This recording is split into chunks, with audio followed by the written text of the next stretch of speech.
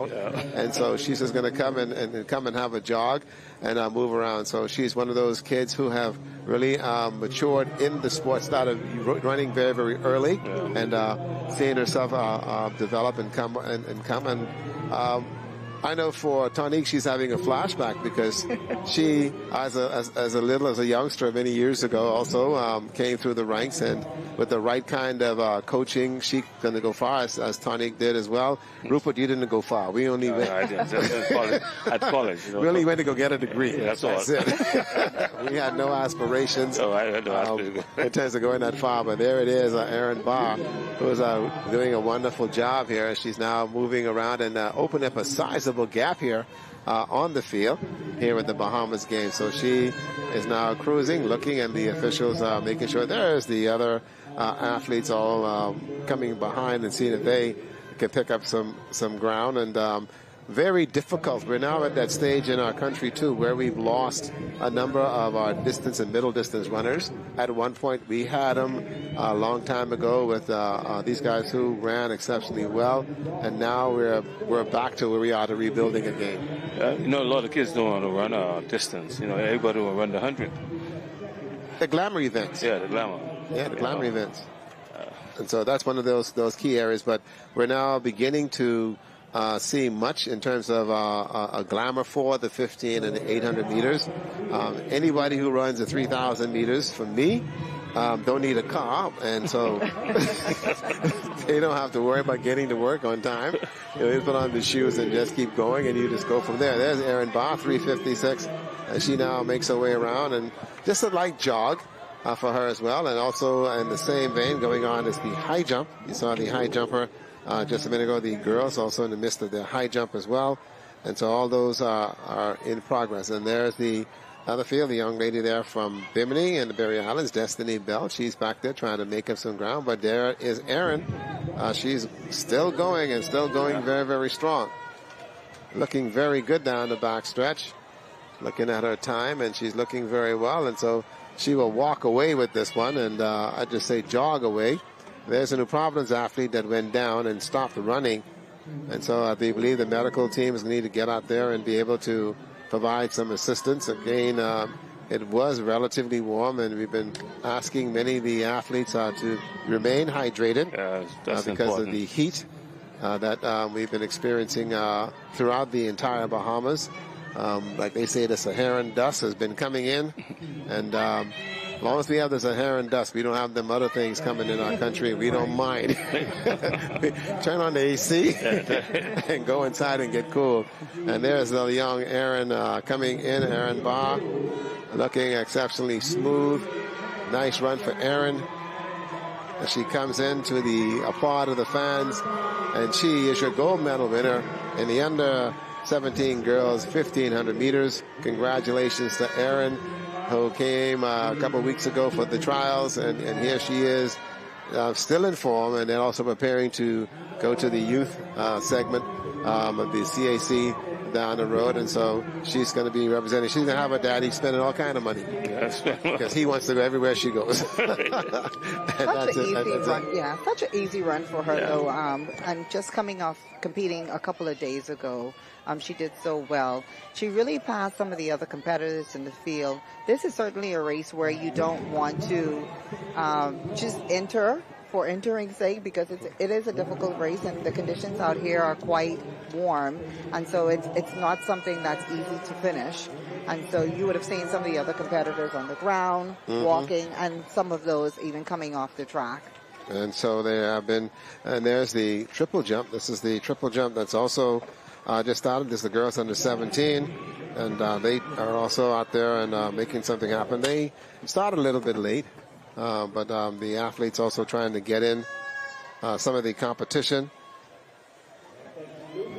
And this is the open division, so they finished with the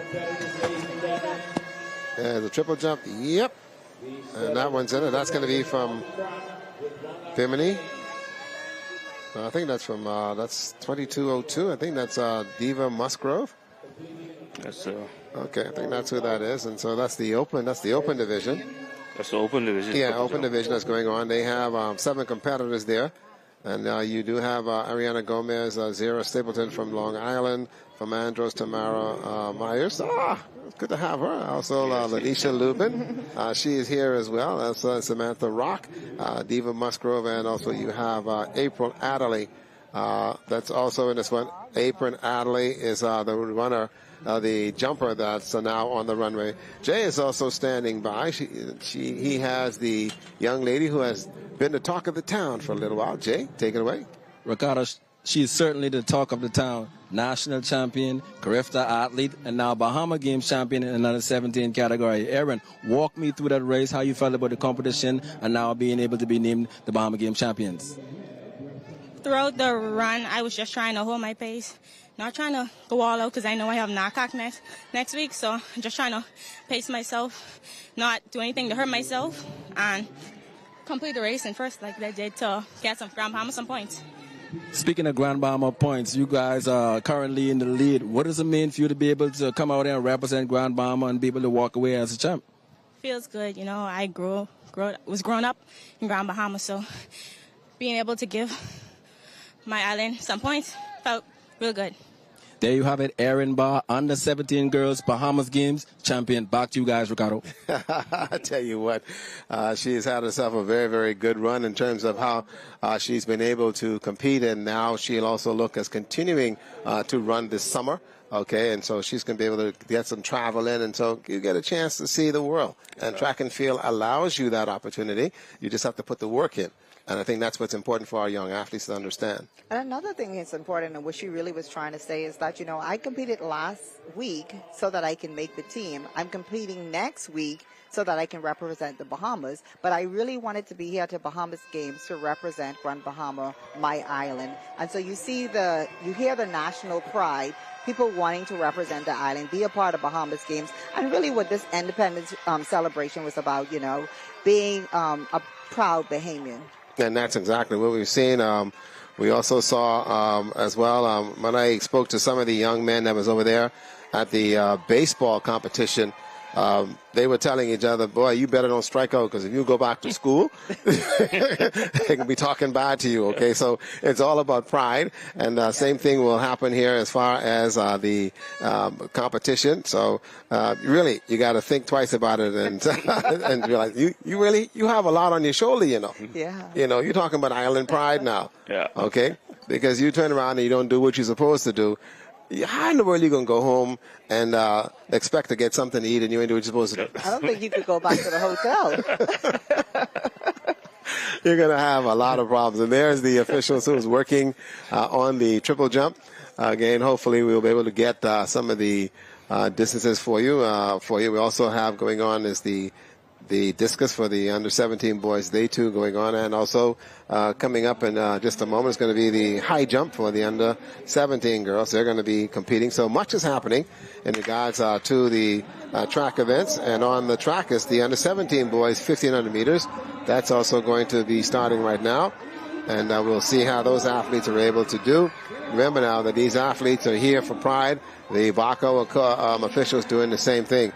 1,500 meters, you have also Randall Cunningham of MyCal, Aaron Knowles of Bimini Berry Islands with you.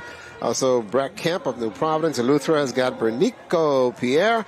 Abaco has got Jamon Russell running for him, Long Island. Zachary Taylor. Ross Martin running for New Providence. Shamal Sanders from Eleuthera. Gabriel Johnson from Andros. Exuma. Flag is on the chest of Tamario Colby. Ryan Lamore from Andros. Also, Daneco Parker from the Bimini Berry Islands. And Daniel Simmons is from MyCal. So moving out very, very quickly. Young Kemp out there. And so we've got a little breakaway going on here for the 1,500 meters. This is the under-17 boys. And so, again, this is just one straight race for them. I just love the fact that these young men are able to get out here and run, and there's the young man from Bimini to Berry Islands, and I feel for him because Bimini ain't as big as this track. So you got to run from one corner to the next north, and you got to keep going north and south, and over there in North Bimini, one straight road up and down, and then maybe the back road, and so that's a challenge. Yeah, that's a big challenge. That's a challenge there. We have this thing at track and field called Repeat 100. So if we can get a 100 100-meter stretch in Bimini, or the Berry Islands. The Berry Islands, right. If he can get that in the Berry Islands, he'll be okay. And make sure I'll be able to get it in. If he's from the Berry Islands, they have a golf course down there, so he can get a good train in it. Okay, there's a good jump right there, 22.03. This is long jump. This is Zara Stapleton. Okay, trying to make sure we get all the numbers, unless they swap the numbers a little bit different. And there's our New Providence runner in the 1,500 meters for the under 17 boys, and out there running, and the Eleuthera right behind, and I think that's Renico Pierre. And so now this is when the race becomes fun, okay, because now you've done the 2 laps, and let's see who has the endurance here and able to make it happen. John's coming. And so we're going to see what happens here right now. But these 2 guys now are going to run neck and neck. And there you go. I was down in Long Island. They got to have distance runners from Long Island, plenty of them, because they're the longest roads in the world.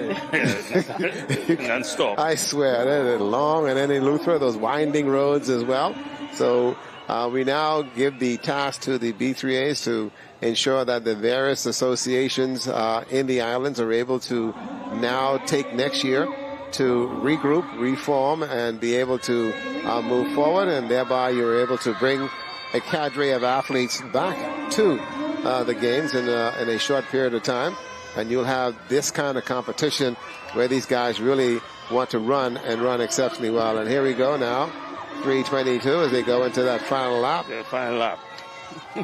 Going around there, 1,500 meters. The hurtful part is these guys are all being celebrated, and so they're looking well. There you go, from Exuma, April Adderley. And she gets the jump. There she go. Congratulations to her in the triple jump. And they go from there.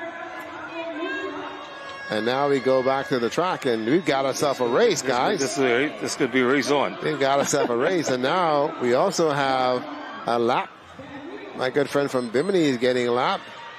As long as he finishes, he will be able to say that he competed in the games. And here we go. It's going to be a New good Providence one. and Eleuthera. Last 100 meters.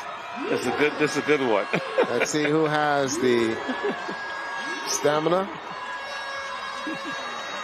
They will get across the finish line.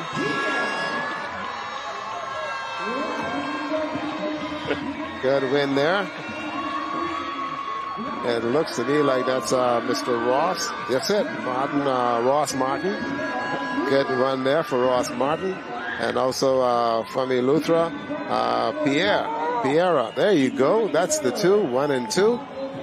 So you can tell that these guys know each other, and they have trained a lot. And it is one thing to run for your club and to run for your school. Mm-hmm. To run for your island, you are going to be rewarded. Yeah. And I can tell you how you can be rewarded. Somebody can bring you some pancakes. Fish. Somebody gonna bring you some pancake and fish. Cake. I tell you, what? You're going to be celebrated.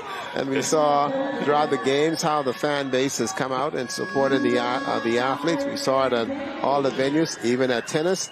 We've seen them as well. So this kind of support, you have where New Providence is the melting pot. Everyone's here.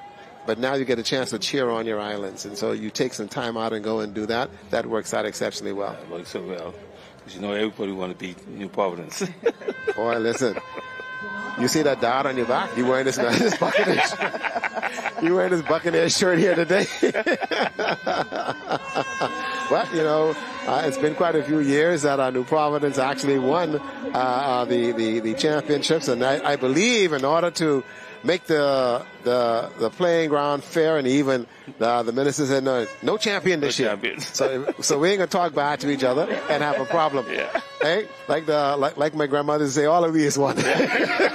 All of me is one. All of me is one. That's the Bahamas games. And so that in itself says much about how these games have developed over the years. And so for all of us who competed in the first edition of these games and now are still here as the 6th edition of the games, can now appreciate where we've come as a country. And oddly enough, just a minute ago, the Minister of Youth, Sports and Culture is having a conversation with Lance Whitaker down there in Sportsmax about how the Bahamas has been able to, per capita, be the #1 country in the world as far as what we've done in terms of competition and winning at such great potential. Let's go to Jay Philippe first, and then we come back and we continue our conversation, guys. Yes, Ricardo, I'm joined by Ross Martin from New Providence, the under-17 boys 1,500-meter Bahama game champ. He's also a Carifta athlete, so he's no stranger to this track and field. Ross, you are the champion. How does it feel to be the Bahama Games champion? I know this is your first game, obviously, and you're a young guy, but how does it feel knowing that you are now crowned the Bahamas game champion? It feels great. This year, it has really been great for me. I just want to give thanks to the most up high, and to my track team, and to my mommy for always coming with you and supporting me. Towards the end of the race, you had some push from Luther towards about the last 50 meters. What was going on through your mind at that time? Yes, sir. I had a good push from him. But my mindset was to just keep relaxed, keep calm, and just keep pulling away. There you go, Ross Martin, the under-17 boys Bahamas game champion. He seemed like a humble kid with a bright future. Back to you guys. Thank you very much. And he said something again, as you know, with our country, we look at God and the blessing in this island. And, this isn't playing. He lives in the Bahamas. Right, and he speaks with his mom. Yeah. That's great. Yeah. But sometimes they have to say thank you to the father, too. There you go. There you go. But listen. You watch and see what happens at these track meets and whatever. Mommy bringing the child and drop them off. Yeah. And the thing is, you watch these kids, they jump on the cell phone. Mommy, are you ready? All right, your daddy coming to pick you up now. So the reality is, it is a family effort. Yeah, and I think for the young men and women that we see developing in our country, they have a good support and a good support mechanism. And because of our financial structure that we have in the Bahamas right now, we're seeing this emergence of these young talented persons in all the various sports. We've seen it in tennis. We saw it in the cycling attribute. Right now we got the young sailors going out there tomorrow to do the laser and the opti. And so the support mechanism is very essential. Parents usually, support the kids, which is good. Yeah. And to go from there, I tell you what, it was a good one let me indulge in here, okay? From me, as having a parent support me, and now your parents, and then your parents in that regards. Listen, I ain't gonna tell you how old we are up here, but we okay. My daughter said, my granddaughter want to play softball, so I can't wait to take her to the park. There you go, and some great games down there we saw earlier today. I went down there to take a peek at the softball attribute as well, and they were there on the Paradise Island. They're playing golf today. Also popped over there to take a peek at them. And then here is track and field. This is what a lot of folks have come to. This is the largest contingent that is with the track and field athletes. And so you have the islands that are contesting just about all of the disciplines as well, and going from there. And I did say my piece in regards to these 3 throws in the field. The only ones who are benefiting is going to be actually the high jumpers, who will actually now be able to keep moving up. And there's the high jump that's going on right now. So the high jumpers are the under-17 girls. They're the ones that benefit from this, and that's Kennedy Hanna there, who's jumping, and I don't know what the height is there, so I can't tell you. And so hopefully the BACO officials will be able to pass that information on to us, and so we can go from there. So we have in the under-17 girls high jump, you have Alexia Bullard, who is representing Grand Bahama, Aliyah Evans of Andros, also Paris Roll is representing Exuma, Kennedy Hanna there from representing New Providence, and from Andros we have Tyler Pratt, who's also getting ready now to jump. And let's see what she could do here for the big yard. Andros is a very large contingent this year for the games, and it's really good to see that they too have been able to get representation. What also has happened too is by allowing the kids that are here in New Providence to represent their heritage. That's been another attribute that's been fun.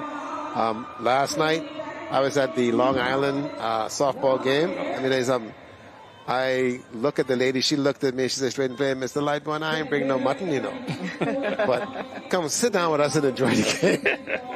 I'm sitting there laughing, right? But that's, 60 or so, which was fantastic. And I tell you, it was a very good feeling. Here's the high jump on. We're trying to get a clarity on the height of the under-17 girls high jump. Also, we do have the discus that's going to be coming up shortly. That's the men's discus, and that's set to go at about, say, 7 o'clock. But there is the young lady from Andros. This is Tyler Pratt. She will also make her attempt. No, she's going to go back over there. And I think she may have just passed, I do believe. Let's see what they come up with. She's also a Carifta athlete, the young lady from Andros. She's a Carifta athlete. Okay, let's see what they're doing here. And so we'll wait to see exactly what's going to happen there. We do also have the 100 meters. That's going to be coming your way as well. They should be starting that quite shortly. They'll have the 100 meters for the open women, and then also they'll go back to the open 1,500 meters as well as far as the track. And she missed there in terms of her attempt at the high jump. And they go from there. I was quite impressed with what we were doing with the high jump as far as the men are concerned. The women in the high jump is another story. We haven't seen that breakthrough athlete yet in the high jump. Is it coming? Is it around the corner? It's around the corner. We have some good high jumpers. Female, you talking about? I think it's in the making. Jumpers. It's in the making. Okay. The guys we have in high jump, they want to be basketball players. Yeah. Okay, but there ain't nothing happening. If you want to go to school, okay, you go and you look at track and field. Yeah, if you could dunk, you could jump. All right? And this is a matter of learning the technique and then being able to go from there and see exactly how you're able to put it together. Back in the day, you had the scissors, and now you're up to the flop. And you have some athletes that are still engaged in doing the scissors. And so for them, that's fine. But the flop is a very technical jump, and you can't be afraid. Oh. Okay? That's like pole vaulting. You can't be afraid. You got to learn how to fly And you was a without wings. Oh, yeah. Oh, yeah, don't worry. I've had my fair share of dropping on the ground. Probably why I'm crazy. Drop on my head in the box and stuff, but that's about it. All right, trying to get this attempt here is Miss Pratt. Let's see what she does here. Oh, wow. She had it, but just brushed it over. And I think she has one more attempt at this height. Oh, and they know they get the 3 attempts. Yeah, she does appear to be struggling. Yeah, that left leg. Look as if she's limping somewhat, eh? That's it. It looks like she's hurt.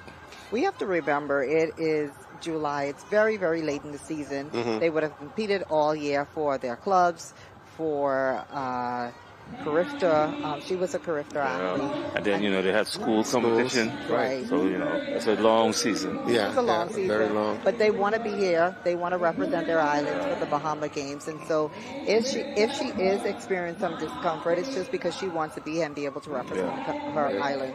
Yeah. You're going to sit in on some of these meetings after we would leave here. The combining of the high school nationals and the Carifta trials as we did this year. Your take on that? I think in the future, I don't think that will happen again. Why? You should separate the high school nationals and the Carifta trials. You have to set dates for them. So, because you have athletes of the school competing at the trials. So then that can't happen. You have to have the but I understand that, okay? I understand what you're getting at, and the fact that some of the athletes that's abroad in colleges and in schools are not going to get to the trials in any event, okay? But, Rupert, you live in New Providence, okay? You ride from Fox Hill to Lyford Key. Yeah. You got to fly from Grand Bahama, from Long Island, from Eleuthera, and other places in here, and then turn around and come right back the next week. It's all about scheduling, Okay. That's the problem, scheduling. Well, that's just it, and that's the problem that we in the islands, and I'm going to bat for the family island because that's what y'all call Grand Bahama Family Island. And so I'm going to go for a bat for them because that's what it is. It's difficult for a parent to send their child to the high school championships with their schools, okay, and they got to go to their schools because they're looking for the title. But then you turn around and have to send them back again for the trials. Yeah, but the government take care of the high school nationals. The government paid for those athletes to come here. Okay, so let the government pay for them to come back again next year. I don't think that'd be fair for the government. The Who's the government government? only pays for the people. high school nationals. The government doesn't pay for them to come for Carifta trials. trials. So Right. they are only paying one. Okay. Either way, I still pulling for us not have to travel up and down. Okay, so we're trying to work on that. Yeah, I mean, work on and that. whatever, and the excitement that we had. I just love the intensity. It was fantastic. Yes, you had some diamonds in the rough, and to go from there. And then when you do the post-mortem for the track season, then you can go back and look at how do you now go and change some things. We're going to go to 100 meters. This is the under-17 girls, and they are going to run 3 heats, guys. And they will start off in lane 2 with Unique Lewis of Exuma. Also, Savannah Frazier of Long Island will be in lane 3. Lane 4 from the Berry Islands will be Samaya Bethel. From Andros, the Naja Turnquest is right there. Also, Kadisha Wright of Eleuthera. And then from Abaco will be Sherry Hart. Those are the runners right there, and in doing so. So, Rupert, when you get in a meeting and you tell Mr. Archer, your president, Ricardo Lightbourne said, okay? And I'll jump on west of there, Bahamas, and be in a heartbeat to back you up. There's 100 meters competitors. These are the under-17 girls, and going from there and making some things happen. And if I didn't tell you, Tonique is also now a coach and has a program, and so she is giving back like many have done so, and that's one of the peeve I have about many of the athletes who have walked away from the sport and have given nothing back. Not even $1, not even a time, and anything else. They just walked away when so many people have supported them and been there for them for many, many years and making them the athletes they are, and they've seen the world, and then they just walk away and don't care. Oh, and don't worry, never even come back to the track. See, and the hurtful part is, right, they go underneath the bridge by Porter's and brag what they used to do. Yeah. Then they call you on the phone and say, hey, Coach God, you remember I used to do this? They got their friends in the background. So I'm now a retired coach, but one thing I want to mention is that I would have seen Donisha Anderson, who was also a 400-meter runner, represent the Bahamas at the Olympics in the 400 meters. And so that was a proud moment for me. Yeah. And just this year, Alexis Gray, also a St. John's College athlete, she was recruited by the WWF, and so that was through her athletic prowess. And so it's just joy when you're able to mentor and to feed into these children. And then as adults, you can see them flourish in whichever way they choose to. I think she would be one of the first athletes we've ever had in the WWF. And so we're making history in that way. There you go. But again, it came through the avenue of track and field and sport.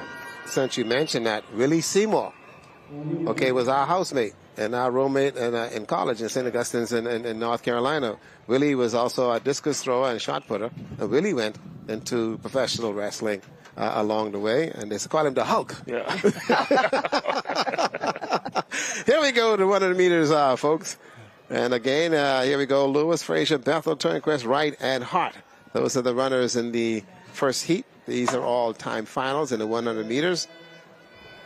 And the athlete right there from Long Island, I think that's going to be from the Berry Islands. Right. That's going to be Bethel. See, now, what happened is that she didn't know anything about the blocks. No. Before they even started, you see, she jumped the gun. Yes. Now, are they going to allow her to compete? Because one jump you out to competition. Right. Well, so I think they should allow her. They're going to now talk to her, and there's a conversation. Okay, and so they're going to leave her and go from there and tell her, listen, you have to wait and stay in the blocks until it's time for you to run. And there she is, Miss Bethel, a bit nervous. And, everybody be nervous at this juncture. This is an important event. You come all the way from Bimini to Berry Islands to represent your island district. Okay. And there they go. They're in the blocks. The command. And if they want to stand up.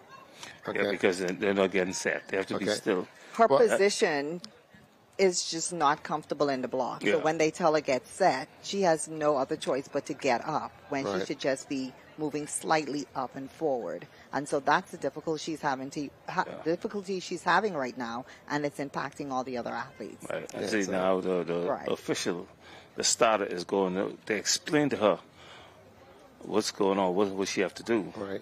But again, this is some of the issues we have Right. when you don't have equipment in the island. Absolutely. Right, that's another thing. Absolutely. And Has she ever used blocks before? That's it. Probably That's the first something- time she see blocks in the There you life. go. There you know. So it's something new. And maybe we for her. should allow her not to use the blocks. That's what I said, should huh? be Right. an And then option. just take it away and just let her just run Yes. without having any kind of impediment. Yeah, she goes. And even though she just jumped up and run, Yeah. Matter of fact, she was front. there you go. There's Miss Turnquest. And Oh, wow. up there running well, Fraser and Turnquest. And boy, she just simply ran away with this one. Miss Turnquest from Andros. 12.7 seconds was her time. Not bad. So again, this is a teaching exercise as well, I think, which is also very, very important for the athletes. And we've seen that in just about all of the events. We saw it at swimming, where the kids were given instructions in regards to how they're able to move and go from there. And so that helps a lot. Okay, and so we are now getting some information for you. We can tell you that Ashton Moxie won the under-17 javelin, and also second. No, these are just the athletes. No, and there's no distance to those. No. Let me put these aside and hold them over there. We're still waiting for the results to come in. They have told me that you can get the results online, and you don't want to give me free Wi-Fi. I must use my Use some of that time, yeah. Use your data. You have a plan, or you? Listen, man. Who paid this bill? Let's go, guys, to the second heat. And Mara Brennan from Bimini Barry Islands will be in lane 1. Also, Gibbon Miller from Eleuthera in lane 2. Jasmine McKinney from Grand Bahama in 3. Jasmine Bain from Columbus Island running 4. Also, Keishoa Bo of Abaco. And then you've got Laquita Hanna from Exuma. So those are your runners there in heat number 2. These are time finals, okay? And so anything can happen here. And for these athletes, the opportunity to compete, which is a wonderful opportunity for them. And so some things will go from there. Now let's see how this crew and the young lady there from the inside, who is from the Berry Islands, has a lot of tape. She's got that tape all on her knees. And she and I must have the same problem. I need plenty of tape on mine. Runners are in the blocks. Okay, getting out of the blocks and running very quickly. Boy, I think it's the tape, because here she goes, Miss Brennan. Broad State Miss Brennan wins heat number 2. From the Bimini and the Berry Islands. Certainly a lot different from her 12.74. teammate from the previous race. Absolutely. So I could tell that. 12. Yeah, 12.74 12. was her time. The first time for the young lady from Andros was 12.70. And so we'll see how that all pans out there. And so that's pretty good for them. And the under-17 girls, as the third heat, will be coming your way shortly. And there's a replay. And you can see how she gets out there. And you could tell the training that she has had, very smooth running through the 100 meters. Solid technique. There you and go. really Very good turnover. technique. Yeah, she had a good technique. Absolutely. Fantastic. We saw also at the high school, at the B3A's Nationals, I took in some of that and watching some of the athletes, and I saw Antonique Strawn. I'm amazed how the coaching folks have really restructured her running ability, and she's done wonders in terms of how she's been able to run and to go from there. Yeah, Antonique has been one who has certainly struggled with her technique since she was a junior athlete. Mm-hmm. She has really, really long legs, and as a sprinter, sometimes it's very difficult for you to get those legs to come from under you very quickly when you have to go so fast. And so the time that she's spent to really work on her technique has really paid off dividends. Absolutely. And you can see that she's running so much better, so much faster. And now we're really seeing her develop into the athlete that she's always meant to be. And she's doing a very, very good job. I was impressed in the way that she ran over there in 100 meters, running into a headwind, which was absolutely fantastic. Well, Heat 3 of the time finals for you, in lane 2 will be Kevin E. Campbell of Columbus Owls, Rochelle Moxie of Andros, Janaea Nabi of New Providence, and she's also been running exceptionally well. Also, Shamanda Merritt of New Providence, and also Zaya Frazier from Long Island. Michael has got Janaea McKinney. So the speed is in the middle of the track. Ms. Nabi, who has had a good year as well. Yeah, she's so far. Good champion. And so she has been running a lot. And so for her, when she finishes running this race, she's going to have an interview with Jake. She's going to go to Disney World. Because she's had such a very, very long season. Yeah, this would be her first race that I'm seeing her after the Carifta Games, but she was such a show-out athlete for these Carifta Games. Absolutely. We really celebrated her, and I hope that she has a good Bahamas Games. There she goes, and out the blocks, and she's just cruising. You can tell she's just out there for a good run, and she got to remember now, this is time final, so she needs to get across the tape. Yeah, she cruised just now. Yeah, she's running pretty well. Let's see what her time is there. It'll come up. 12.10. Okay. So she should be the champion. That's the goal. Way ahead of the pack. Just so easy. Yep, that's just the what goal. we saw at Carifta, and yeah. nothing much has changed since. Yeah, just a little jog in the park for her. No big deal. Just, we end up doing that and going from there and see it happen. And they'll go over and get something to drink and to go from there. And so for her, it's been a wonderful time, 12.10 thus far. And so we'll see how it works. We now go to the boys, and they'll be coming quickly. And the boys, the heats there. The first heat will be Dejan Moxie of Exuma, Terrence Winder from the Bimini Berry Islands, Dizon Curry of Exuma, Kaya Collins of Eleuthera, Columbus Isle. Let's get Oriane Tyson and Isaiah Brown will be from MyCal in that manner.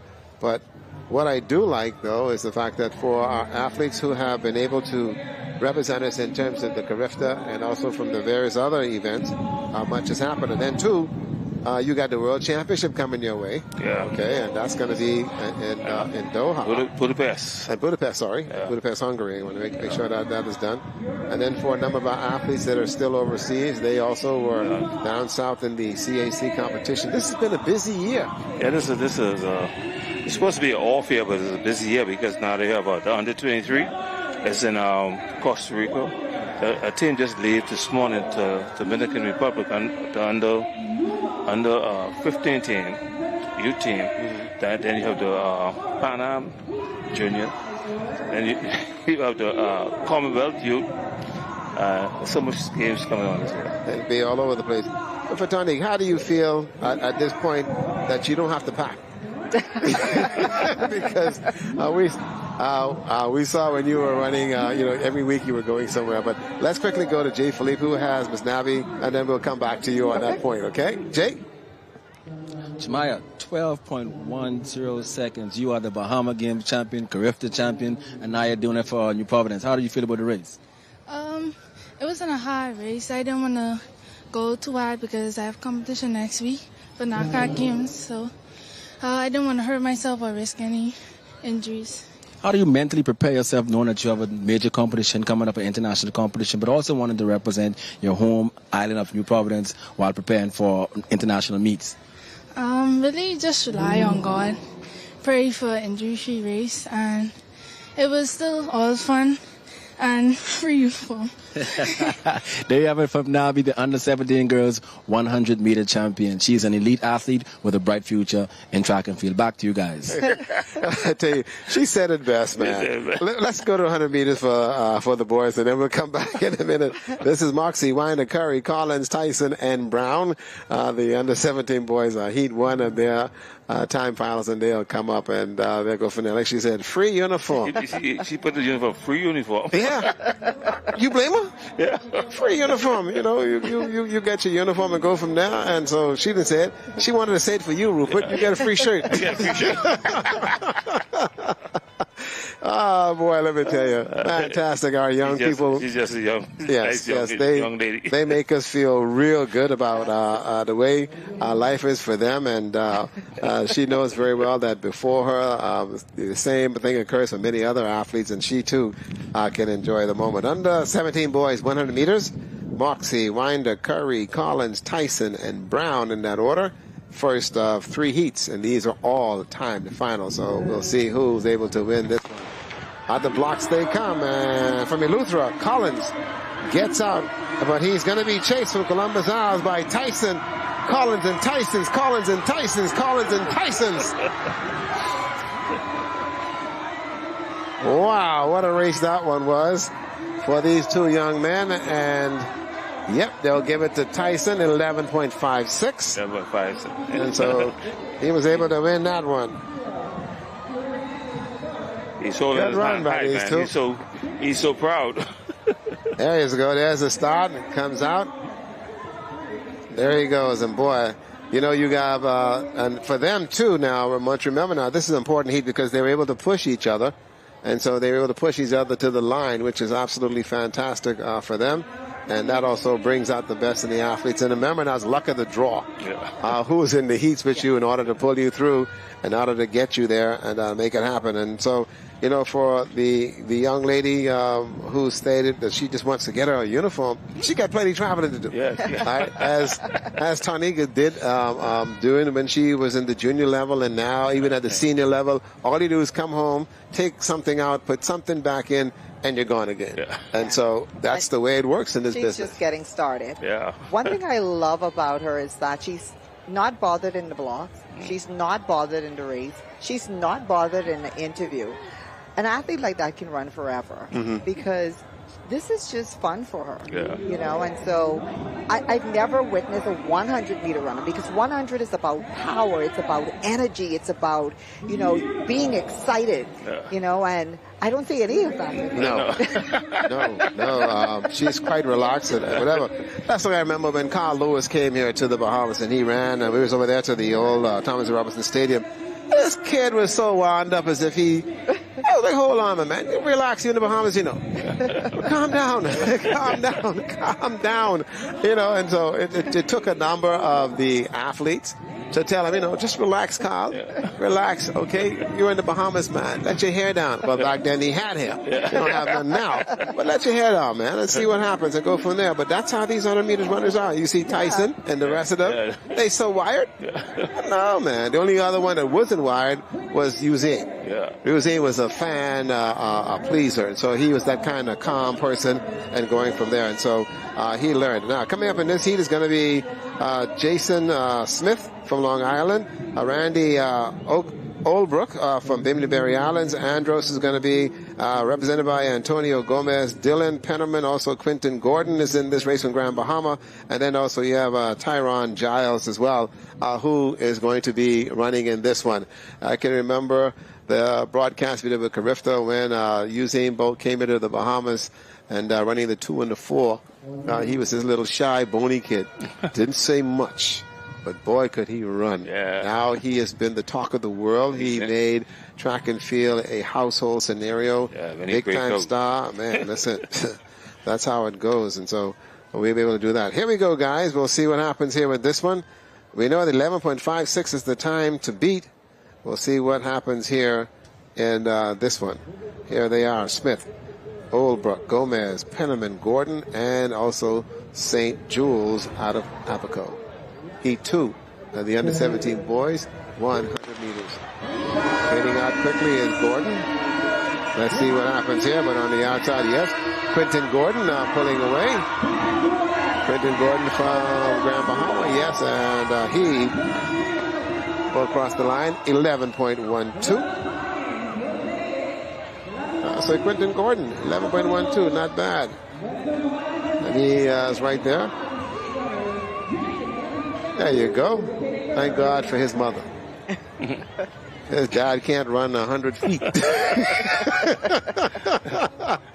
That's Quentin Gordon from Set, and that's our cameraman from Grand Bahama. That's his son, and he has Q out there to practices every day. This one, Daddy takes the practice. Okay. That one I know, Daddy takes the practice. I'm seeing Quinn go out there and take his son to practice, and so that has worked out as well. Also coming up in Heat 3 from Abaco is going to be Philip Lubin, Warren Hudson from Eleuthera, Grand Bahama, Aiden Kelly.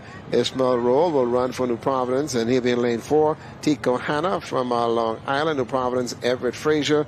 Also, Cairo McPhee from Andrews and Columbus Isles will be O'Shane Tyson in that order. So we got a full field again running for time and go from there. Oh, we could update you guys. We can tell you that the under-17 high jump again as Tyler Pratt from Andros, 1.55. Also Kennedy Hanna, New Providence, 1.50. And from Exuma, it was Paris Roll winning then 1.40 meters in that event.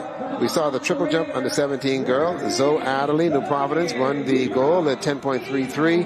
And then also from Grand Bahama, Alexia Bullard is the silver medalist. Gold under 17 shot put. We saw these girls earlier. The young lady from Andros, Para George, who's also training here in New Providence, won the gold. The silver to Daniel Nixon, New Providence, and the bronze to Kaylee Scavala. There's your full field in Heat 3 of the 100 meters. 8 runners. Number 3, Lubin, Hudson, Kelly, Roll, Hanna, Frazier, McPhee, and Tyson in that order. Under 17, 100 meters. Everybody wants to be a sprinter at some point. And for these guys, this is the, because it's by the grandstand. Yeah. Okay? You want to be by the grandstand, everybody by the grandstand. And when you get back to school, they be saying, boy, you look good in that 100 meters, man, and so your head get big. You're the big kid on the campus, man. You are Bahama Games champion. There you go. Big kid on the This is our Olympics. This is it. This is our Olympics. The Bahamas Olympics. It's at 11.12 so far. The best time that we have here in the 100 meters for the under 17 boys. Let's see what this group is able to do. Lubin, Hudson, Kelly, Roll, Hanna, Frazier, McPhee, and Tyson. And we're going to get a jump. And that's going to be Everett Frazier. I think that's the first one we've seen for the first one. He can come from the Frazier client, but all the Fraziers run. That's it. There's a whole house full of them, a whole house full of them. Oh boy. He was off and running, and anticipation. And then so how that's going to work out. We saw in the NCAAs, which was held recently, you got to sit in the blocks and wait. And wait for the call.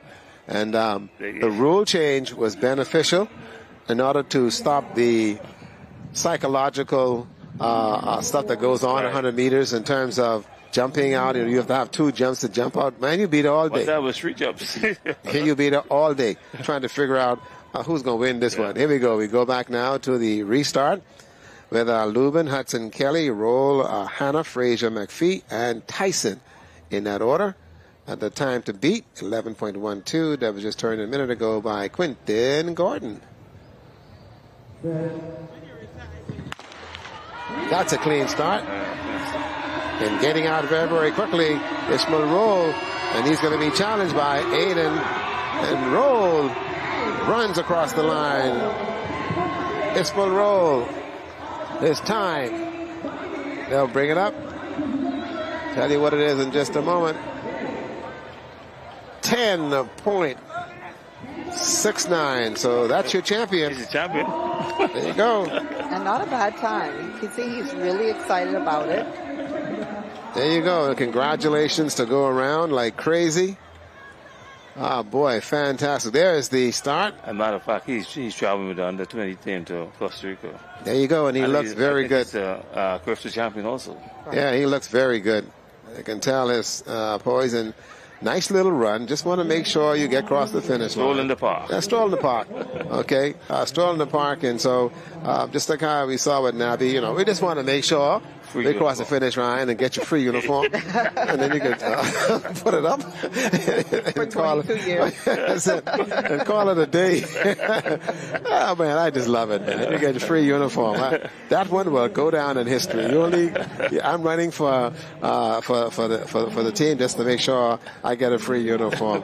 Let me tell you, we saw in the women's triple jump representing Andros Tamaya Myers, also 12.54 meters. Also, April Adderley of Exuma gets the silver, 11.10 meters, and also Ariana Gomez, Columbus Isles, 10.28. As far as the boys discus, that was not right over there from us. Linwood Brown, New Providence, 30.6 meters, and then also Salen Riley of Andros, 30.2, and for New Providence, Jalen Stewart, and going from there. And so we've got Jay Philippe standing by, and he's got a very excited young man. Let's find out what he's got to say about winning the 100 meters. Okay, Jay? Speak about exciting. Ishmael rolled 10.59 seconds. Now, that was a false start. How was you able to still mentally prepare and be able to execute your race? Well, the false start didn't bother me because I really didn't know it wasn't me, so therefore I would not care.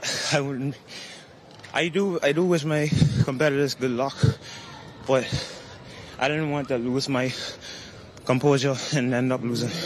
Yes, you are the Bahamas game champion. Now I know you have a few international events coming up. What are those events and how you expect to do? The other events are knockout, under 18, and Panam. I expect to do better, but I do here. There you have it, Ishmael Road, your Bahama Games champion. Back to you guys, Ricardo. Okay, he's going to collect all kind of uniforms. Yeah. But I really liked what he said. He said that he wasn't worried about the athlete jumping. He knew it wasn't him. And I think as you're traveling to these international meets and you're preparing yourself and you're getting sharp, you want to make sure that these type of scenarios you're preparing for. And so I think this is great exposure for him, a great experience. He sounds like he's ready and prepared to bring home a gold. He's ready to go. Yeah, he's ready to go.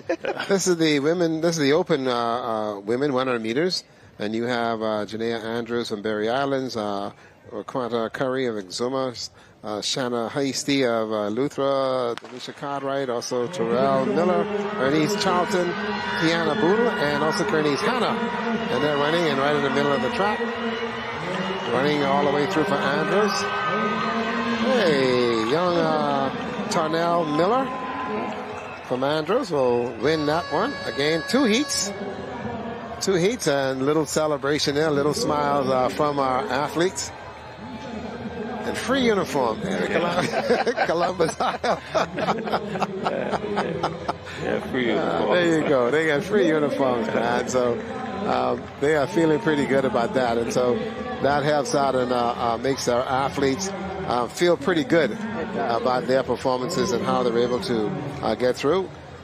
We can tell you, guys, that we saw earlier, Shanna Adley, Grand Bahama, 59.37 for the under-17 girls 400 meters. Silver to Krista Ford of New Providence, and also Raisha Panty. And there she is. There is the race. Beautiful stride there as well. And coming to the tape. Let's see. That's going to be close. Very close. Very close. Very close. And she got it. The Golden Isles, 12.21.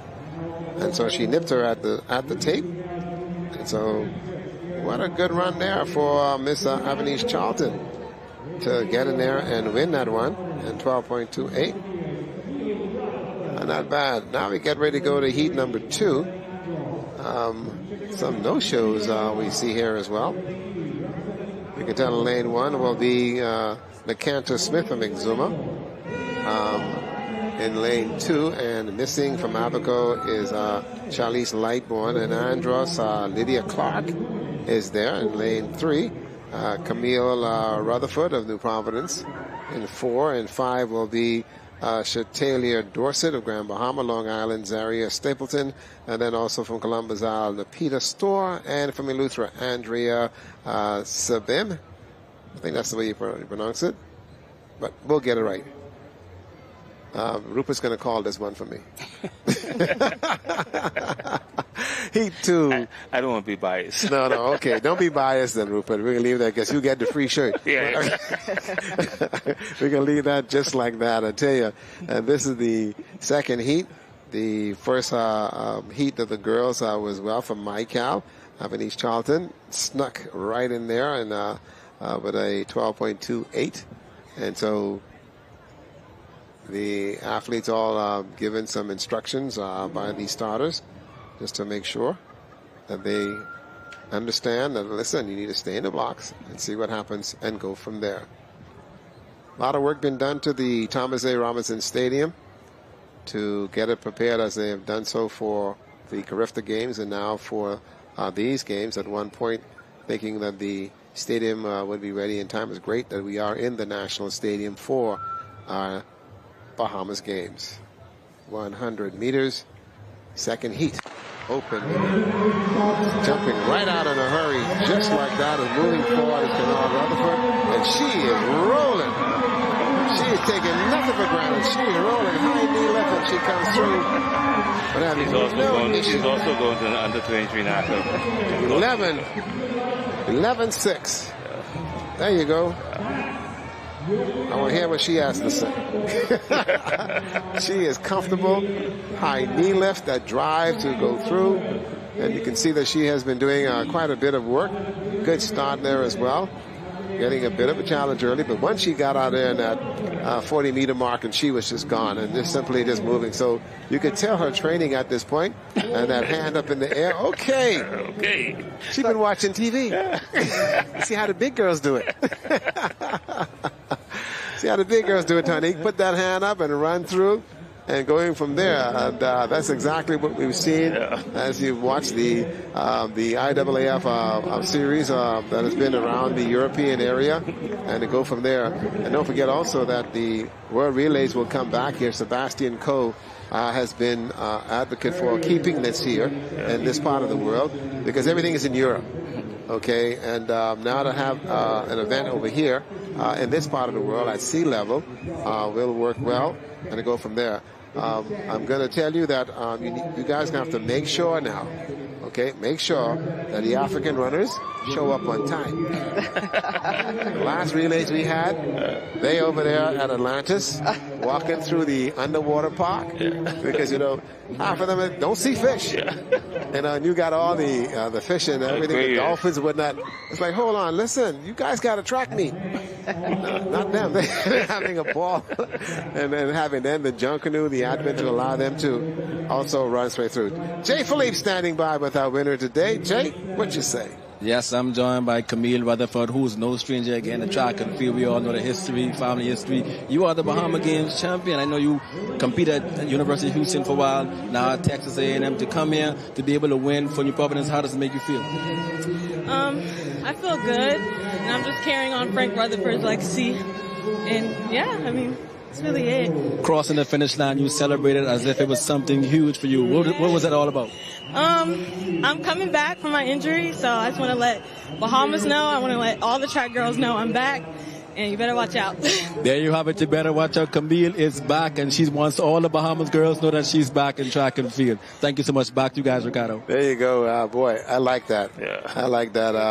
And also to boost Frank ego. Yeah. That's some foolishness, eh? I'm sure he likes it. Oh, you love that. Hey. Oh, man, I know he's going. He's like, okay. My phone will ring in a minute. Yeah, I know. What? Listen, you go down to the 100 meters is the open men. Amir Swain for Abaco, also Yeri Mills from Abaco, Exuma, Aaron Roll, the Valles, Delva, Eleuthera, Tyrell Thomas, Long Island, and from Michael is Dale Ellis. And out the block very, very quickly on the outside, looking exceptionally well as young Mr. Dale, and so running through, good race for him. That's a good run there for the open men. Coming through from Long Island, 11.01. The 100 meters is just one of those races where you just feel the energy, you hear the excitement from the crowd.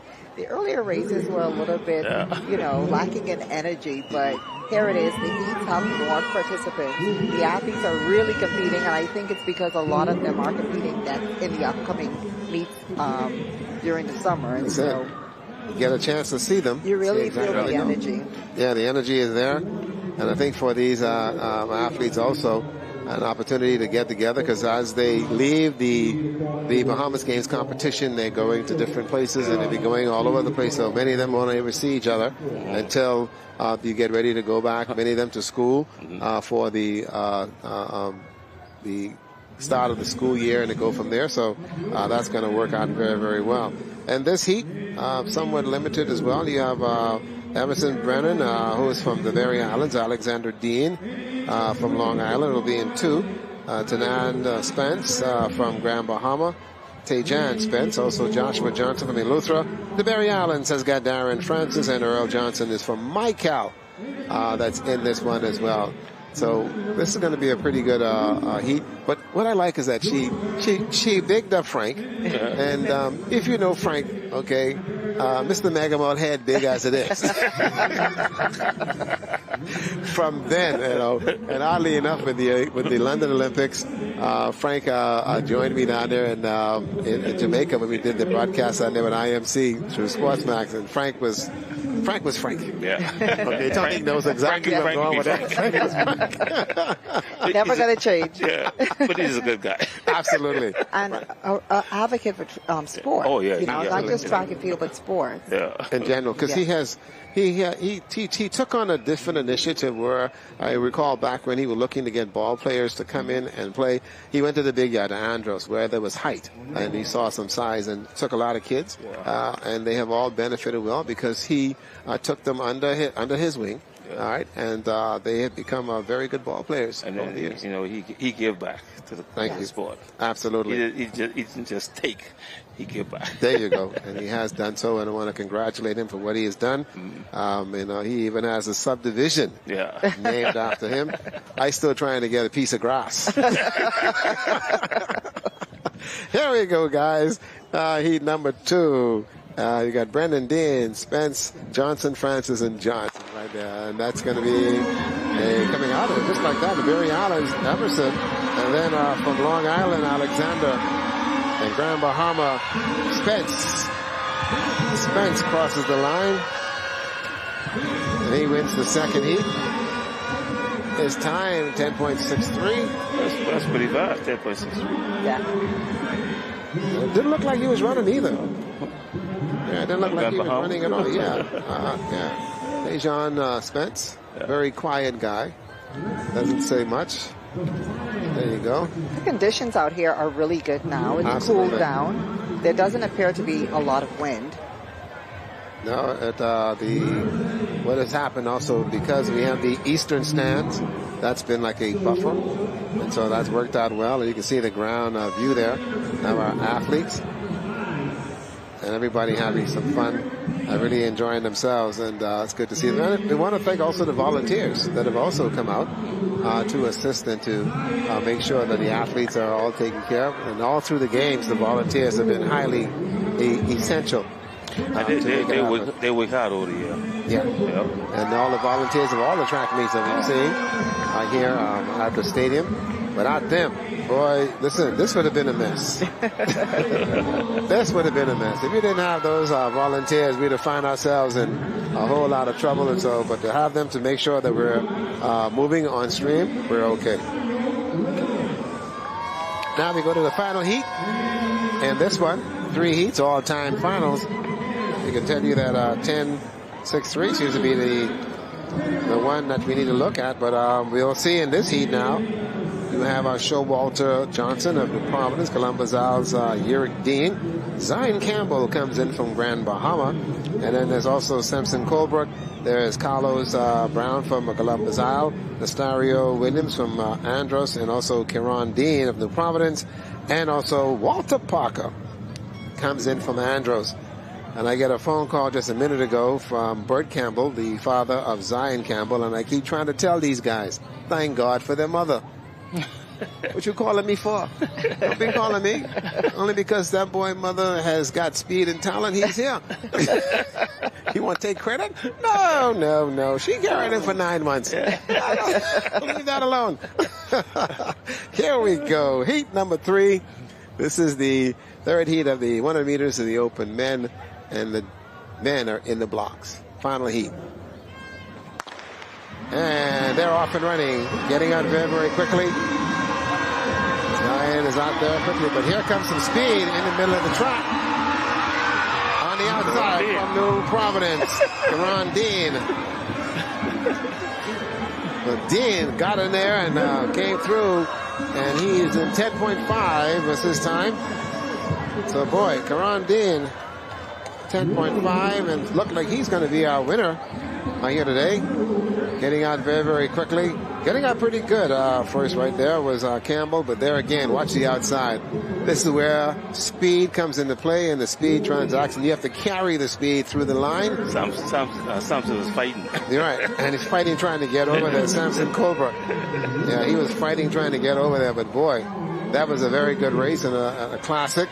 And again, it comes down to the draw and how you set up. And this was a fast heat with having the athletes here run, and you can see them all celebrating and having themselves a very, very good time. So far, these guys, it's been a nice little run in the park. They all get their uniforms and they can use them and have a good time and put them up and go from there. I did something silly, which I thought was kind of fun.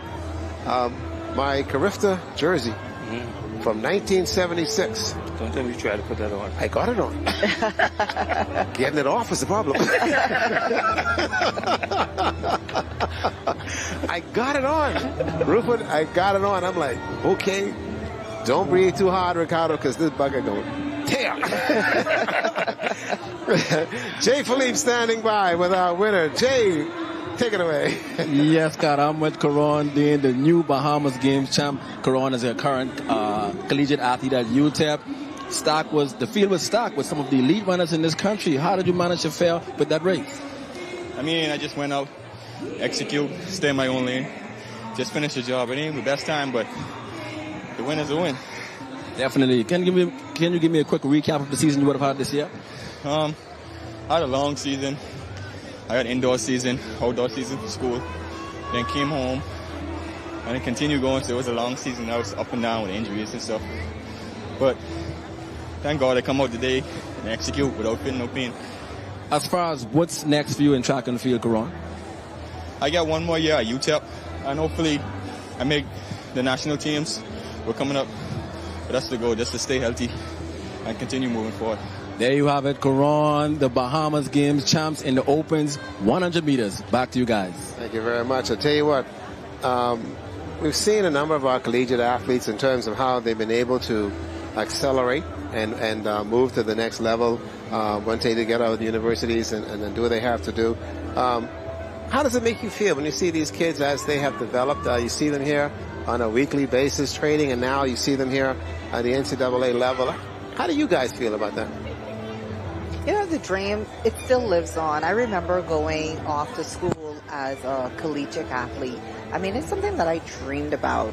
I was the only child from my mom that was able to go off to college, and it was through track and field. I know that there are so many other stories, and that's just so that you can continue your education. But then when you take it one step further, and you also can continue your athletic career, and then hopefully move on to a professional career. And so it's good to, identify with these kids that they're living their dream.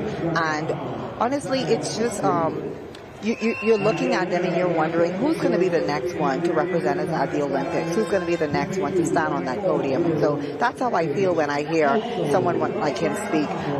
He spoke about UTEP. I remember when Andrew Times was at UTEP, and so that brought back that memory, and so you see we have our young kids that are always living the dream, and this is something that we need to encourage through championships like this, through our coaching programs, and we really need to get into the island so that we can afford more kids opportunities like this. Okay, hint, hint, hint. Sports director, Kelsey, hint, hint, hint. Get them on the island tour. We're ready to go. Those athletes on the island tour, because you have the wave of the games, and now you take athletes so that young people who didn't get a chance to come here can see, touch, feel Tonique and realize her and all the other athletes that have been household names to us, and so that they can now listen. If she could do it, I could do it. Okay, and so you end up doing it. The same thing applies in the other sports, in swimming. okay, in basketball, in baseball, in tennis, in volleyball. Yeah. So you are getting young people to identify with individuals. It is one thing to see them as they would have performed years ago and see where they are today, but to actually hear their story is essential. Yeah. And so folks can understand. So those are the kinds of documentary that needs to be done and archived so that we could have it. Because if we had done what we needed to do years ago, we would have had all the stories. So we could tell the stories to our children and our grandchildren and all those. We've gone 50 years. And some of the stories we've lost because we did not document it back in the day because we didn't expect some things to happen. But this little country per capita, what it's done as far as the world is concerned, that's it. When Ruben and I went to school, they thought we were still living in grass huts, man. That's right. And walking around with skirts and whatever the case would be. One trip to Nassau, show them what Junkanoo is, and that was it. All of a sudden, we are now the Gateway Bahamas. They're now flying back to Raleigh. You know? And so you're now getting that kind of stuff. And people, when they say the Bahamas, folks don't really realize what that means. Because when the people hear where you're from, you get treated entirely differently. Yes. Because their experience that we would have given them in our country, and when you visit their country as an athlete or just as a visitor in their country, speaks volume. Speaks a lot of volume, and folks don't understand that until you go away. And I do it. Rupert do it. All of us do it. You know, we go to the store. Listen, y'all ain't served me. I'm from the Bahamas. I ain't got all day to be here, you know. And all of a sudden, the salesperson runs over. Because we have a certain flair about us, and they know. I was in the Bahamas, last year, and I had a great time, and I saw this.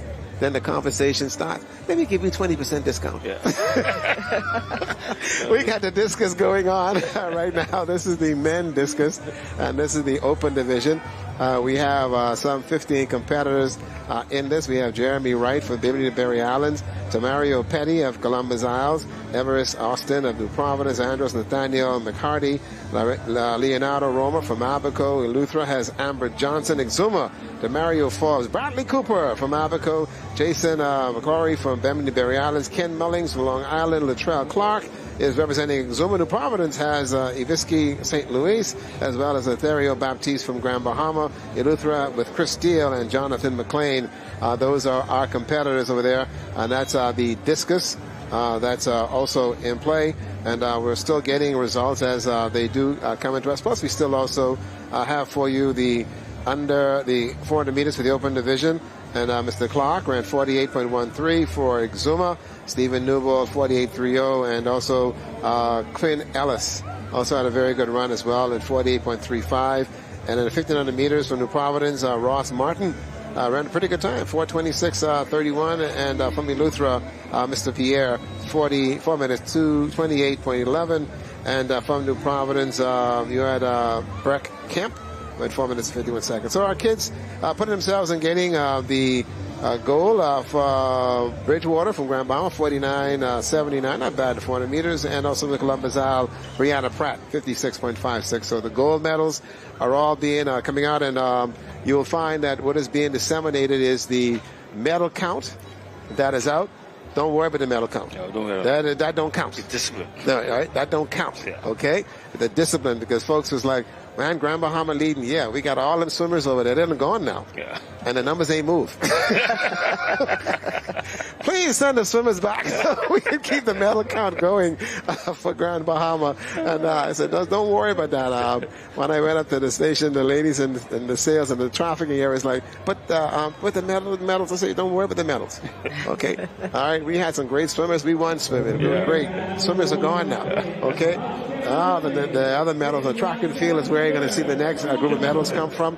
If we survive track and field, there again, New Providence is home, and so they are going to be making some things happen for themselves. So we have to wait and see how they go. Also, we still have the open women's 1500 meters. That's also going to be coming up shortly. They too are getting loose, and this is the discus for the open men.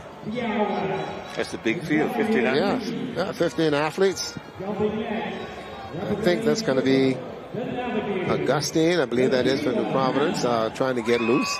So they're all just getting loose right now. They haven't started the competition yet, and they need to get loose because there's only 3 throws. And so once you let them go, that's going to be about it. But you want to get in there. You want to make sure you're able to get loose and see what happens over there, and make sure some things happen. There you go. Want to get it off from Andros. Over there, I think that's McHardy. So he's going to get loose and go from there.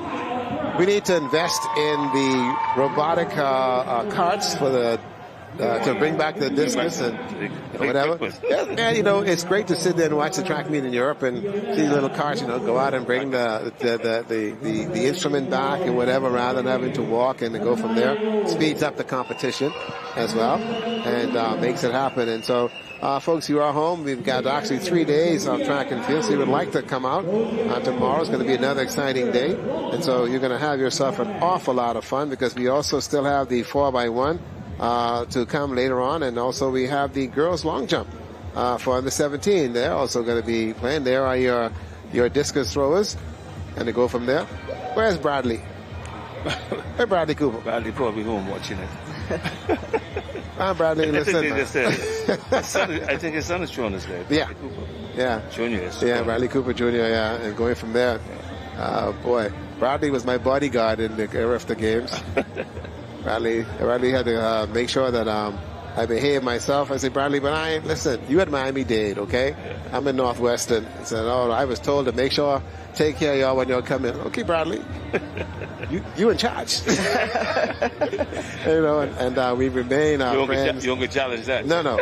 We remain friends for life, and the same thing with Chanel Ferguson, all of us, you know, and even in Grand Bahama, Lucy Sherman and all the Barrow, Bethel Island now, and we're still together.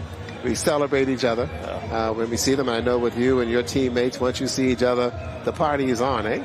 Oh, yeah. We had a awesome time celebrating the past week at some of the independent celebration, really a reunion, specifically with the Golden Girls. And so it's always a good time when we get together. We're able to reminisce, but we're just able to celebrate each other and really what we've done in the sport.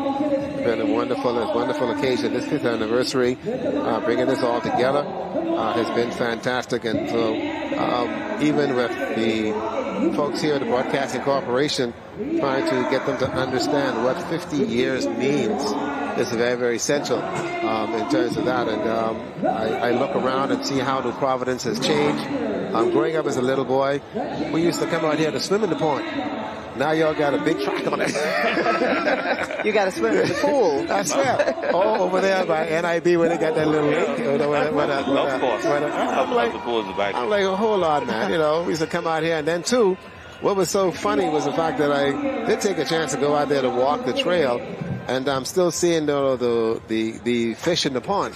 And that's what we used to come out here to catch fish and put in our own fish tank. Yeah, they live for maybe a week or two because you don't have any air in them. But that's the way it was. And seeing what has transacted in 50 years and to see where we was and where we are today says much about how the island has changed. Yeah, some things did not go as planned, but in the same vein, we're a whole lot better off now than we were a very long time ago. And we have the 1,500 meters, and we need to put Rupert Gardner in this. This is the open 1,500 meters for women. And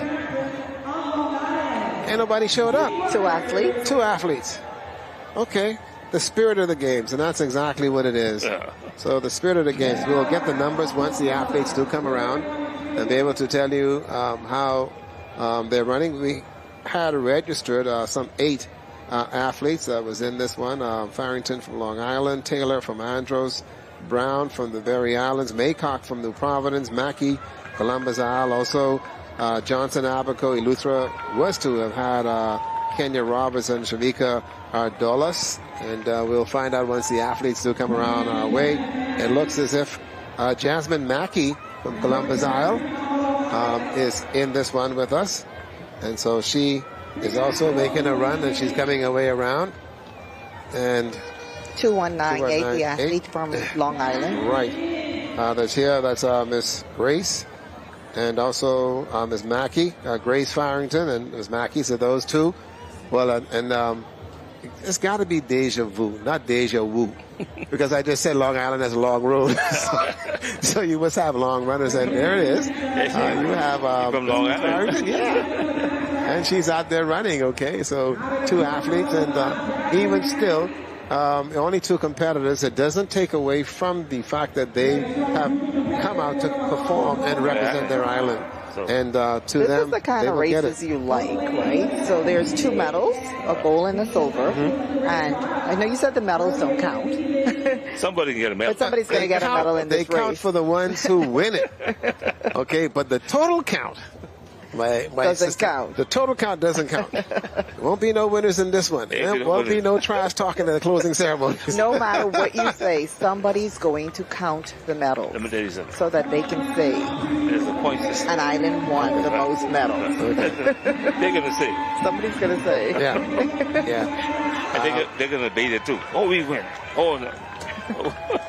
Boy, and that's something, there you go. They got 2 more laps to go.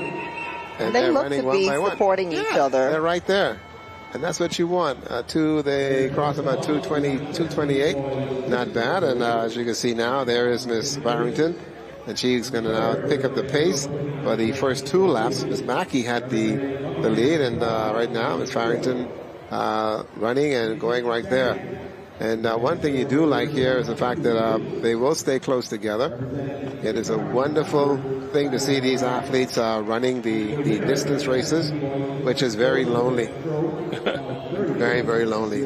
The most hurtful thing in my life was to get up at 5 o'clock in the morning, Rupert, and they tell us we got to run that mile before breakfast. And if you don't get back in time, you can't eat. You have to run down the Crabtree and back. That's right. That's right. I remember that. That's right. They would get you to the front of the school, and you would take the main road and go back. Yeah, we had a mile every morning, and oddly enough, the coaches was right there, and you didn't make it. You didn't make it. You'll pay that night when you go back to practice, especially during the indoor season. I don't know what it was for Tonique, but the first time they gave me a thermal suit to run in, I'm like, what am I supposed to do with this? Oh, it's going to snow, When? And sure enough, we're in these thermal suits and running. 1 more lap to go. 2 runners out here, Miss Farrington and Miss Mackey. And there's Miss Mackey, 3:56. And Miss Mackey now picking up the pace. Let's see what they do here. Comfortable race. It's only the 2 of them. There is gold and silver on the platter. And they will be able to get their awards one way or the other. And that's what's important. Gold or silver. They will get it. And there they go. A little distance there. So Ms. Mackey pulling away from the Columbus Isles. Athlete wearing number 2019. And the athletes with 2198. There they go. Down the back stretch. And also the 1,500 meters for the boys come as well. Columbus Isle. Yeah. They're doing well. Columbus Isle. Absolutely. They did well in volleyball, ladies volleyball. Matter of fact, they won ladies volleyball. That's it. They won the bronze in baseball. They won the bronze in baseball. Yep. Yeah. You know what it is? Silver in men's volleyball. Yeah, you know what it is, though. Yeah, Everybody has the Prime Minister's number in their phone. Yeah. And they call, and all of a sudden you see that little head sneak in there, and he peeks. Then all of a sudden the attitude changes, and then he's out again. Matter of fact, he went to the volleyball game, and they just picked up the pace. That's my point. That's why. There you go. There's your champion from the Columbus Isles, Miss Jasmine Mackey. And second is Miss Grace Farrington. And the 2 runners, you guys are to be congratulated. You ran the 1,500 meters in the 6th edition of the Bahamas Games. And who knows, we have the next edition. We'll be able to go from there and see how that all works out. Fantastic. Good run, ladies. And coming up now will be the men. And we got a full field for the men. We have 18 runners in this one. 18 runners. Andre Colbrook of Eleuthera, Nathan Johnson of Andros, Rayvano McIntosh, Michael Abaco has got Wadley, Joe Joachim. Also, you have from Grand Bahama Keith Hanna. Alfred Bain is representing Abaco. Christopher Santia from New Providence. Bimini is Nathan Hardy. The Kyrie Turnquest of Long Island. Philip Tell Me of Exuma. Raywin Winder from Andros Berry Islands. Malik Paul. Keno Gordon from the Columbus Isles. Denzel Sawyer from New Providence. Also Brian Gibson, Long Island. Keith Russell of Exuma. And also Edrin McPhee of Eleuthera. And Kivano Smith of the Columbus Isles. And, you know, I didn't believe this, Rupert, but Keith Hanna, old as you, and he's still running. Yeah. All right. Keith Hanna been around from when we was wearing Chuck Taylors. He's running. and Chuck Taylors are back, and he's back. I guess you want to represent his island. You know, I said to myself, hold on. Keith Hanna needs a letter. Let's go to Jay and see what he's got to say. Jay?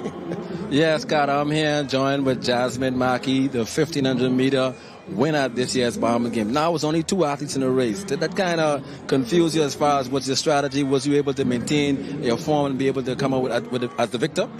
Yeah, it did surprise me. I expected more people to participate in the race, but, you know, life goes on. You got to do what you got to do in the race. The 1,500 is a difficult race. Talk about your training. How were you able to prepare for Bahama Games, knowing that it was an event that you wanted to take part in? Training was hard. Wake up 4 o'clock in the morning, do 3 to 4 miles every other day. Then you go, after doing the 3 to 4 miles, go to practice in the afternoon, do another couple of miles and some sprint workouts, some long workouts. Yeah, it was tough. Long workouts for long distance runner. There go Jasmine, the 1,500-meter winner this year's Bahamas Games. Let me tell you what. She's a young old lady. Life goes on. No big deal. No, life goes on. 2 of us, yeah. Okay, fine. But life goes on. I worry about that, man. Okay, I know that down the road for me, there's some big things to happen, and that's the kind of mindset that you have with these athletes, and so you're seeing that humanistic side of the reality is, you know, it's not just all about the competition, but they too are a pride and joy in terms of have them on the track and to compete for us. So it's absolutely fantastic to see them there. We got the 500 meters coming up, full field. We still also have the discus. That's the guys. They're also running, and also the long jump is underway as well. They too are trying to get that in, and so we'll see how that all works out. And it's been a very good one for us, and that's 1935. And there you go. I want to make sure I look into my arm. No. We'll see how they work that out and go from there. That's the full field. Yeah, this is a good field. Okay, this is your race. Yeah. This is your race there. You know, during my time, I would beat them. Yep. I know the song says, dream on, dream away. You can dream another day. I wish they had the Bahamas Games during my time. During your time. Tonic, you wish they had the Bahamas Games, right? Yeah, certainly. Yeah. That would have been great. Free How you know so good? That's it. I want mine. I don't have a job, but I have to now get back home and begin to prepare myself and get situated, as I will need to make sure I get my free uniform next year. Next 2 years, for that. I'm waiting for mine. Well, guess what? I know you won't go to cold water, so that's so. Yeah, I could still do it, you know. Yeah. I just need a helicopter. There we go, guys. 1,500 meters. On the way. And this is the open men. It's a full field, 18 runners. And this one's going to be interesting. Let's see how these guys are able to jockey for position. And this is where the first part of the race, and they'll settle down. And remember now, you can see a little pushing there, getting on some heels. Yeah, your best bet is to get on the outside. And then once you come around the first bend is when you do settle in and you go from there. Columbus Isles out front. It looks like Keno Gordon making something happen there up front. And then settling in behind him is the young man, Keith Hanna from Grand Bahama. There they go there, making everything go. That is Gordon out front. He's got an early pace. And so this one is anyone's race. They're going to be jockeying for position the whole way around, folks. It's good for distance runners. Then you have 18 guys that are running. I mean, distance is really beyond the rise. There you go. And so what it does too is give you the advent of there is still much to happen, and now we can get our younger athletes to be wanting to do this and be able to run and go from there. I know for a fact, like with Keith, he runs in the morning. He's either by the Grand Bahama Sports Complex, and then he goes to work, and then he picks up the kids. They do their thing, and then he's back out on the road. You'll see him later. And because we have daylight saving time now, he's up and down all over the roads like crazy. And so these young guys here with the younger legs may be a little bit much for him, but again, he's only here to represent Grand Bahama and to put to have a good showing. And you can see the pack there, the New Providence runners, and still up there, Keno Gordon, and playing a cat and mouse game is correct. Up there is Christopher Santillo, and also you have Denzel Sawyer. He's also there in the mix. Also Raymond Winder, all making a run up there as they're now getting themselves prepared to make a run here for gold, silver, and bronze. And it looks as if Keno Gordon is going to be slowing down a little bit. He was the early pace in this one. He was the rabbit, and now he's moving back.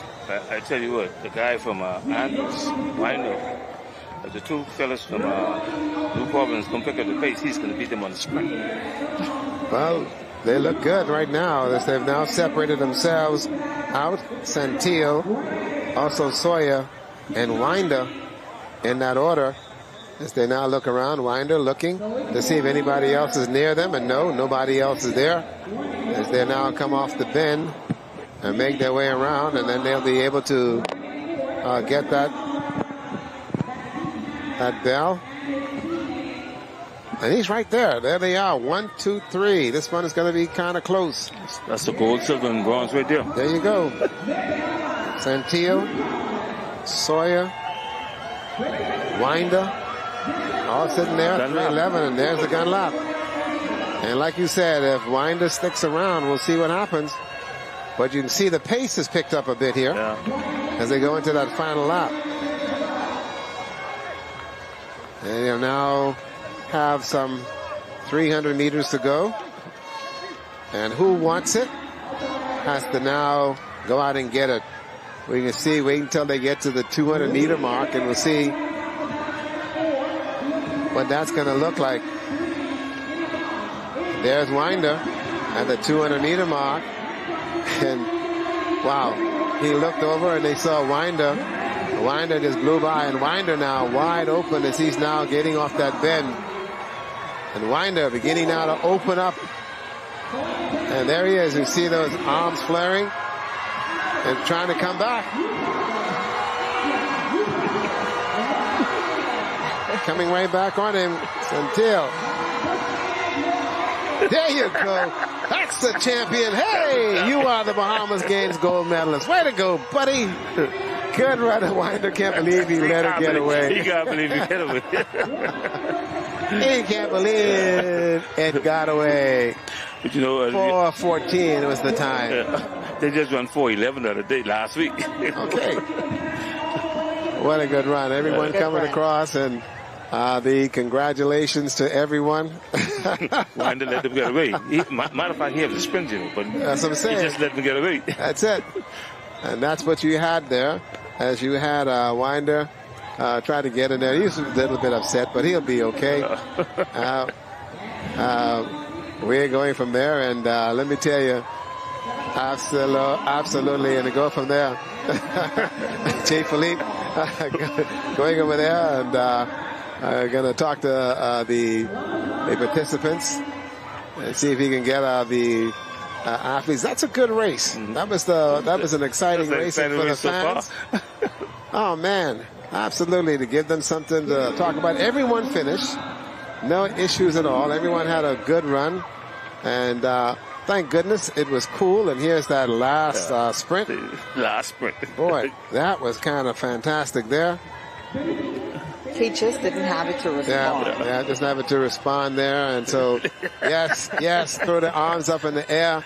You are the champion. You are the champion, my brother. Yes. Such a good one. You are the champion. Way to go. Mine is like, what's going on here? Oh, man. Oh, man. He's so disappointed. You can't win them all. Okay? You can't win them all. But you also have to be prepared to fight in the end. And I don't see where he had it. You saw the athlete pull up on the side of him, and immediately you can see defeat, as opposed to giving that last push, that last effort. Right. That's right. So... yeah, he couldn't respond. Jay Philippe is standing by, and he has a miracle worker with him. Jay, tell me what you got. Yeah, unlike the women's 1500 meter that had 2 athletes, the men's, the open men, had a whole slew of athletes. But the champion is Christopher. Christopher, it was a tight race from start to finish. I agree. It was a tight race. I came out here not 100%, but it's the Bahamas game, so I had to come out, show up, do my best. You did it for New Providence, adding more points for New Providence. How does it feel knowing that you would have made a difference today? It feels great, man. You know, I competed with athletes I never see before, and it showed me where I is. I mean, in the beginning of the race, I kind of doubted myself, but I know I'd pull through. Congratulations, Christopher, the Bahama Games champion. I'm also joined by a special guest over here. You. I told persons that you were 15 years old. Can tell them the real age, please. Be 50 in September, 73, Independence Baby. Independence Baby competed in the 1500 meters, something that I could never see myself doing. How do you manage to stay in shape at a young age? I just thank God because I put in first and everything I do. And it's so great. My coach tell me run this. I don't really run this, but I thank God. I still give the young fellas a run for their money. Now, this is the Bahama Games, the Jubilee Games. You participated in these games. What does it feel like to represent Grand Bahama and also knowing at your age, being able to compete at a high level with guys that are, you're twice their age? Yes, I thank God, and most of them know me, especially the guy who come first, he know me, because I always over here running the road race. And when I come to win. There you have it, the 15-year-old from Grand Mama that participated in the 1500 meters. Back to Ricardo. There you go, Keith Hanna, who in turn did a very good job. Like I said, this guy runs in the morning, runs in the afternoon, and takes care of his family. And here he is. I want to see his coach. Yeah, how old's the coach? Let me tell you, it is amazing because he's at the facility. Roger Charlton. He's there by the GB Sports Complex. And his boss called me and asked me, says, Ricardo, Keith Hanna, Keith running in the Bahamas Games? I said, yeah, that's why I sent you the letter, so you could give him some time off. Okay. No problem. His boss saw him just now. Yeah, that's right. So Keith Hanna is cleared to go. And so we've seen him run, like I said before. These games are meant for you to participate in. Right. And that's the importance there. And so your participation means a lot. Here he is at 50 and celebrating 50 and competing with kids that's way younger than him in terms of what's happening, and he's a road runner, but not really in the 1500 meters, but he wanted to come and be a part of the games, and that's exactly what he's been able to do. And so for him, I want to congratulate him for doing so, and for all the senior athletes that have competed in these games, kudos to them. Yeah, sometimes it's easy to say, this isn't important. I'm going to travel to represent the Bahamas internationally next week, so I will skip this. So one thing I've been hearing from the athletes is that I'm so happy to be a part of the Bahamas Games. And sometimes when we speak about Bahamas Games, they say, we're having it, we're not having it. It's been a long time since it's come back. But one thing we're hearing is that the youth, they want this. They want to be able to compete in this type of environment. Yeah. And so this is, I think this is a takeaway from us, that we need to see how we can make this happen, make it a viable, sustainable effort going forward. Yeah, I agree with you 100%. And these young people that we're seeing here, that's on the competing in track and field, just to be a part of the team is important. Our kids have a very difficult situation in terms of understanding what it means to be a team and to be a team player, and understand that you have a role to play. And if you've not been a part of team sports, then you find yourself left out there. It's not an individual scenario. It's about working together and understanding what has to happen and to work. And even with the discus that's going on right now with the men, and there's a throw in terms of they're getting out there. And from Grand Bahama, that's Lothario Baptiste. So he's out there making something happen. But it's about being able to play. And so if you haven't played team sports and understand that this is a team event, then that attribute, you need to go to golf, okay, and go play by yourself. Knock your ball in the water and call it a day and get mad at yourself. But even that is a team sport here at the Bahamas. It is. Yeah. And I just saw Rick Pinder call me. I hope that's good news. But I can't answer him right now. Rick, I'll get to you in a minute. They're over there at Paradise Island. They started off in second place today in the two-ball best ball competition. It's the last day of golf, juniors, yeah. Juniors are also playing exceptionally well over there. We got one golf course in Grand Bahama. Okay, and so we're making it and going from there. And we have one track and field stadium in Grand Bahama. Okay. But we got a couple gyms in Grand Bahama that belongs to the school. That's why you all are in basketball. There you go. And we got one softball field. Multiple baseball fields, though, because we got the Grand Bahama Little League and the Grand Bahama Baseball Stadium. And so those things are happening. We'd like to see the same thing spread throughout the island. That's going to happen. They're going to build more facilities for the family islands after these games. I think the government's going to come together, get consultant. They're going to make a presentation to the government. You can see more facilities built. So you can have more athletes, world-class athletes from these family islands, which will be good. Absolutely, and to go from there, because, I went over to see the girls' softball game, and the two young ladies that we met in Long Island doing the Long Island Regatta, they're dressed up playing softball. And as soon as we walked out on the field and they saw us, it's like, boy, we're going to show you all now. We told you all we was coming to the games. And trust me, Long Island women, they ain't playing at all, boy. They're having a ball over there. And your discus event coming up. Also coming up tonight, we do in turn also have the 4x100 meter relays, which should be very exciting. You'll see how those are put together. Still going on is the discus. This is the event you're seeing right now. This is the open men discus. You have Jeremy Wright, Durano Petty, and Boris Augustine from New Providence. Also Nathaniel Hardy, Lothario Roma, Amber Johnson from Eleuthera, Abner Johnson. Also Demario Forbes, Bradley Cooper from Abaco, and then you've got Jason McGauley, Ken Mullings, Latrell Clark, Ivinsky, St. Louis, Lothario Baptiste, Chris Deal, and also McLean, right there, Jonathan McLean. And so getting the guys, I think they've had their first round, and they should be going now to the second round, and they only get 3 opportunities to compete. And so they'll be now going in and start the Berry Islands. And, yep, they go back to the top of the line. That's Jeremy Wright that comes up. And so we'll see how he's able to do here and get into the games. So everybody gets a chance to throw. There you go. Oh, can't measure that one, man. You seriously? It's the spirit of the game. No. They've got to pull in. That's all the tape. That's 600 feet of tape. They're going to pull in that much. But you mark every as long as it leaves the hand. You have to mark. You have to mark. As long as they didn't scratch, you have to mark it. Right. You have to mark it, and so you have to go from there. And so that's what you have to have done. And so Ken Mullings and all those guys are all trying to get in and try to get a throw in and to go from there. Also over there is the long jump that's going on for under 17 girls.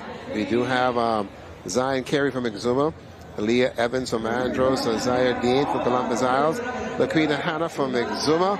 Zoe Adley will also give you New Providence a flag. Also Gideon Miller from Eleuthera, Kaleri Miller from the Berry Islands, Bimini Berry Islands, Grand Bahamas, Probe Thompson. Also Fostera Wright from Abaco, Tyler Pratt from Andros. Also Nia Mackey from Columbus Isle. Delita Russell will compete for Abaco from Bimini Berry Islands. This is Devante Fernanda.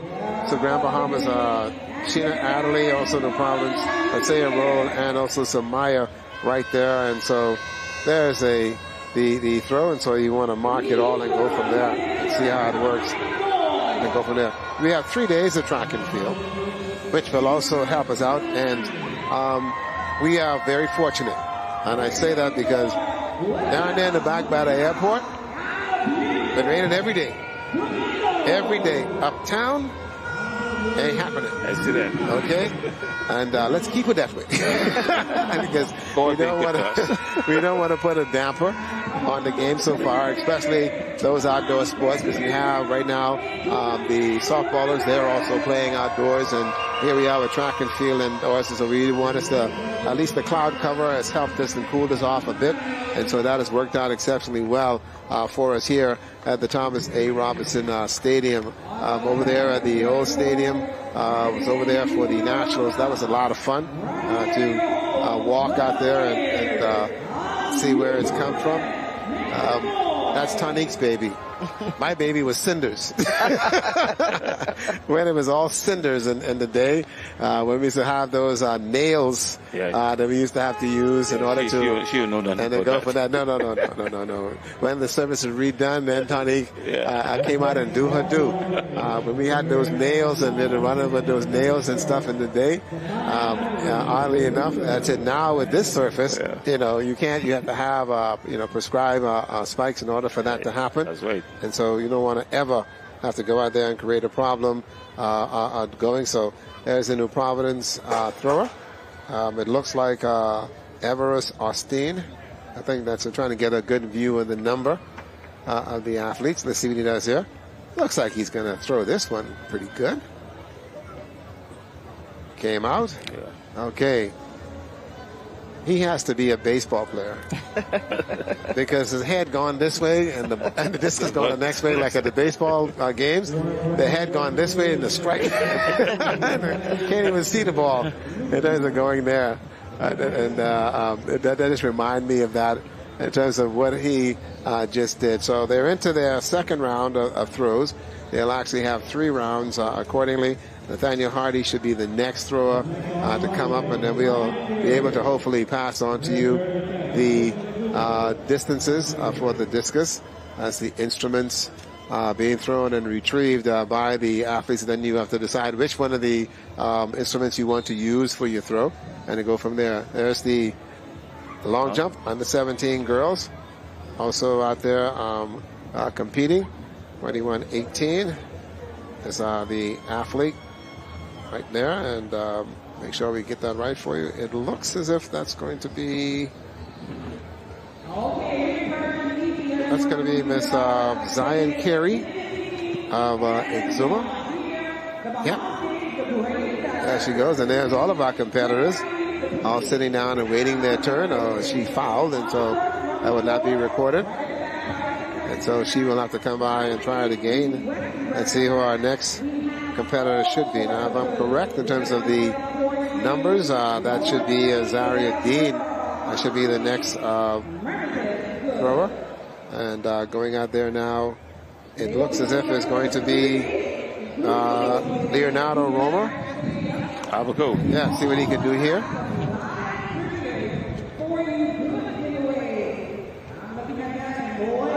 Okay, that one is right there. This is kind of too close to call. Yeah, this one is, he fouled. Okay, so he fouled, and so they won't have to read that one. Yeah. You'll see where these guys, especially when you get to the next level, when it's not over 200 feet, they just foul out. They don't want nobody to record that you just didn't throw it that far. And so you just want to make sure you foul out, and you don't have to go from there. And so here's the Luthra. That's Johnson, Abner Johnson. So Abner got off that's a pretty good throw. Not bad there. There you go. Now we're going to have the instrument that's going to be returned and go from there. So far, so good. We've seen the heat finals in terms of the 100s and the 400 meters. You saw the 1,500 meters earlier today. We also had the high jump for the under 17 girls, women's triple jump. Also was competed earlier today. And so the meet itself is moving along very, very quickly. And it's pretty cool. So I think that's worked out exceptionally well here as well for us. And now you have Demario Forbes, who will step in. Let's see what he can do here. And Demario Mary didn't go to Kentucky, man. Why are you tired? Only kidding. Look, he didn't even get into the circle. Come on, DeMario. Get it out there, buddy. Scratch. That one's going to go out of, no. The discus is such a technical event, so it really makes you think about how much training these athletes have received, because we see them falling one right after the next. And then also, too, having to work in terms of getting the work in as far as the instrument and using it. And then, too, the weight training. That also come along with it too, so you have to work on that. If you look at the discus throwers from the world level, these guys get in the gym and they squat and they bench press a couple hundred pounds and do what they have to do, then their diet and the whole 9 yards and all that to make it happen. Here is from Abaco. That's Bradley. Cooper Andrus. And you can see the difference with the technique from he entered the circle. Yep. Oh, he better throw that good. Oh, he gotta go home. Coming home. Hey, what? I can hear him knocking the door. Daddy. Open the door. Bradley, no. We ain't here. Go back where you was. And go do it again. That'll work on it and make sure that he's able to do that and go from there. Let's now go to the medal ceremony here. The first medals to be presented here at the Bahamas Games, and congratulations to all of the winners. Here we go. With a jump of 1.40 meters, Paris roll.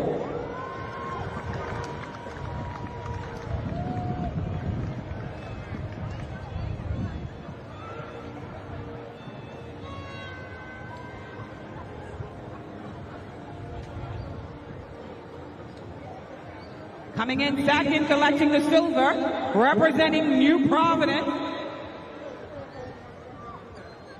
Okay, it's the under-17 girls triple jump, collecting the silver medal with a jump of 10.20 meters, Grand Bahama, Alexa Bullard.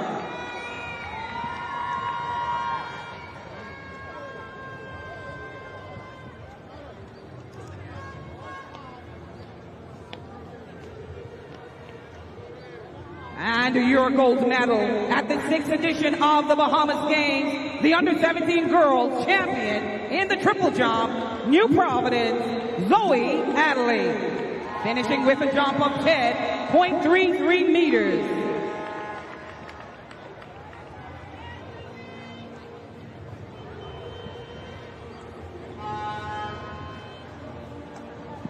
Congratulations to our under-17 girls triple jumpers.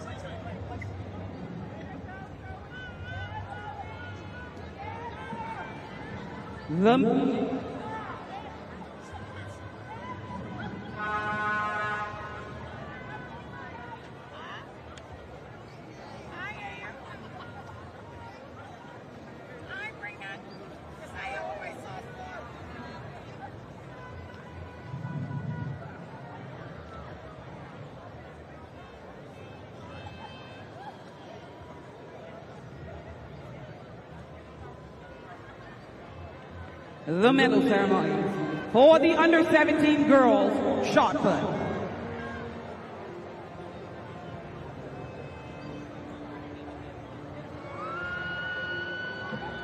Presenting the medals, the Deputy Prime Minister of the Commonwealth of the Bahamas, the Honorable Chester Cooper, Member of Parliament for Exuma and the Ragged Islands, and the Minister of Tourism, Investments and Aviation.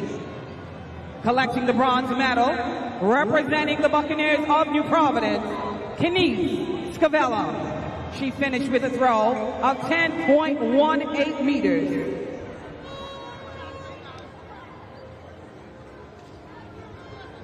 Your silver medalist, finishing with a throw of 11 meters, New Providence, Daniel Nixon.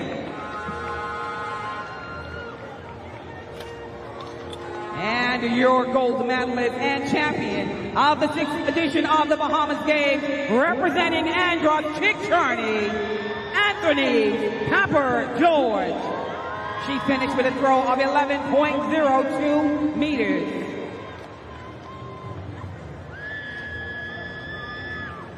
Congratulations to our champions in the under-17 girls shot put.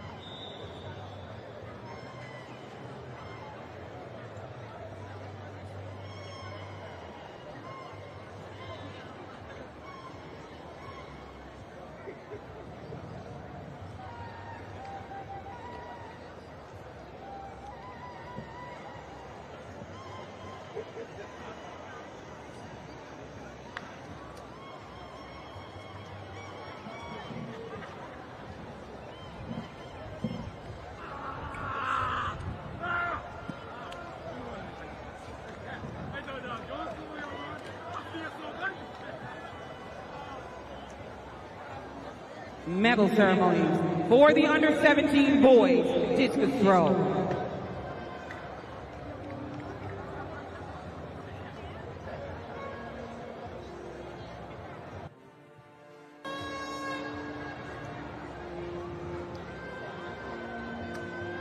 Presenting the medals, Senator Randy Roll.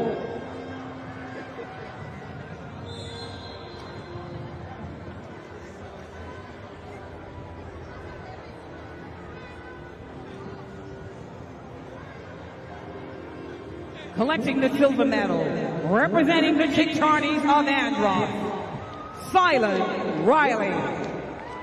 He finished with a throw of 30.22 meters.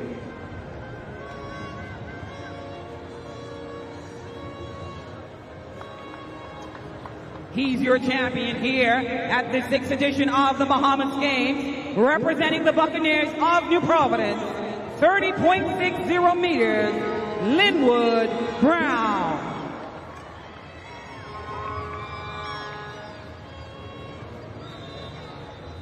Congratulations to the boys under 17 discus throw.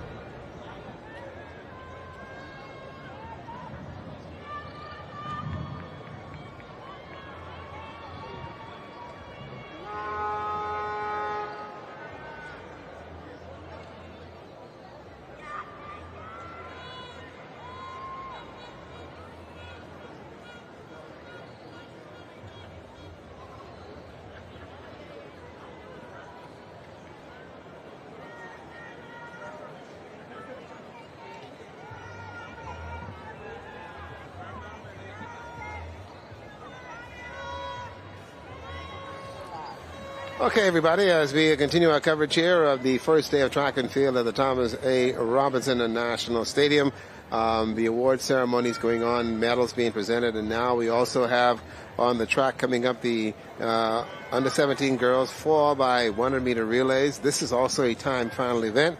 There'll be 2 heats, and this is going to be kind of fun. You have in this one Andros, Columbus Isle, Grand Bahama, Bimini, and the Berry Islands. This is heat 1 of 2. Should be very interesting here. The intent is to get the baton around, which is essential, and getting in there. This is where guys like Mike Lawson, Roy Ector, and those back in the day. Okay, let's welcome to the stadium our great Prime Minister of the Commonwealth of the Bahamas, the Honorable Philip Brave Davis. This is great. We're waiting on our Prime Minister to join us at the medal ceremony area. You and I watch He is the Member of Parliament for the Great Island of Cat Island. He was in 2008. And serves as the Minister of I was there in Finance. 2000. I was there in 2000. 2004. Yeah, I think you were at both with I was both with you. There you go. There you go. There you go. That's what I'm talking about. But we were The Member of Parliament for Cat Island, San Salvador, and Rumkey. He was somewhere around the corner. Carrying the bag. There you go, carrying the I bag. carry a bag. And that's exactly what Rupert was doing. And But seriously, you were the coach for the women in 2000 when they brought home the gold. Right. And so we can't take that lightly. You actually played a significant role. That was a good setup. There's the Prime Minister also entering the stadium. Also a part of the ceremonies here as well, being welcomed by the Deputy Prime Minister, also Minister of Youth, Sports and Culture, and the various other delegations. The Prime Minister yesterday also had a good time moving around. He also presented the medals to the baseball teams. He loves baseball. His kids are highly involved in it. He said he used to play baseball. Yeah, he used to. I can't see. Yeah, he used to. All right. He grew up with a gentleman by the name of Will Rutherford. Okay, and Will is in Grand Bahama. They are the best of friends. Will is the gentleman that created the Buccaneers baseball program in Grand Bahama that has brought out a number of ball players to go elsewhere. And so they played baseball as children growing up, and they've remained childhood friends, and they're now adults. And when he goes to Grand Bahama, the first step is that he goes to see Will Rutherford and make sure that Will is doing okay, and to go from there. And he's been involved. And, watching Fillmore and Felice and those grow up many, many years ago, as we would come from Grand Bahama back then, Medal we used to work with Mary for the Starr, his wife, under-17 Geneva boys. Rutherford. So when we come to New Providence, we used to go up there into Fox Hill to where his first house was and end up there. And so it's been great to see these childhood friendships that is created. And so the Prime Minister of the Commonwealth forget of the politics. The friendship that these young men have created throughout the country is everlasting. And to see them when they travel the islands, how well they're received by their friends. That's like last night. I went to the softball. I saw 27 fellas with more gray hairs than me, and I was happy. I still got my own. To see them out there, and to see these guys that are still there and still around the ballpark, and sharing in the games. If they didn't have these games, so many of them, they wouldn't have been here. Let's go to the medal ceremony and watch the presentation here by the Prime Minister, which is a special treat. Oh yeah, they remember this for life. Yes.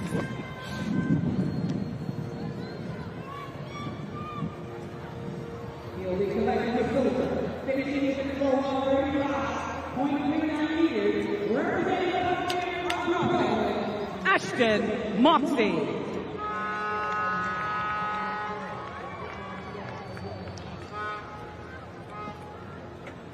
He's your champion of the Bahamas Games in the under-17 boys javelin throw, representing the Buccaneers of New Providence with a throw of 46.97 meters. Let's welcome Kenny Moxie.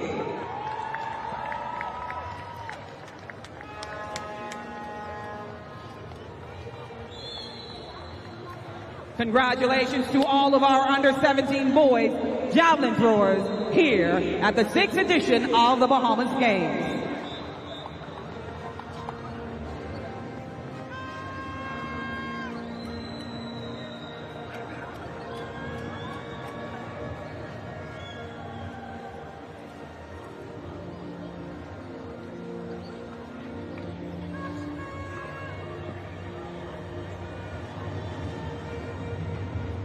It's 2.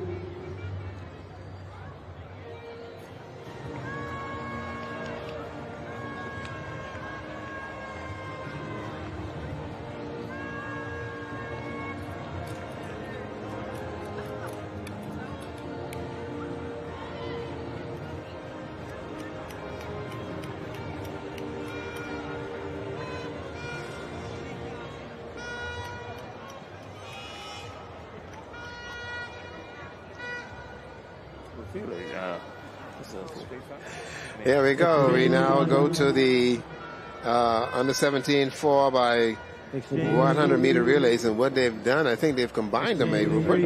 Combined. Okay, so rather than having the 2 heats in the 4 by 1s, it is now combined. So you will put Abaco in lane 1, New Providence will be in lane 2. Lane 3 will be Andros. Columbus Isles will run in lane 4. Grand Bahama in 5. Bimini and the Berry Islands will be running in lane 6. Eleuthera in 7.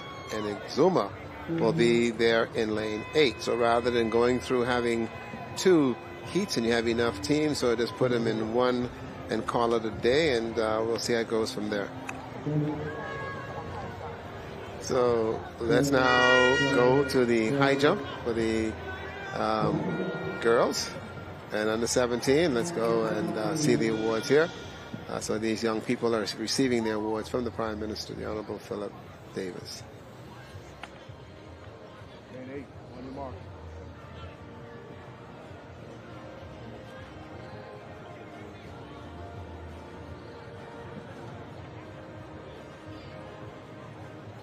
Set.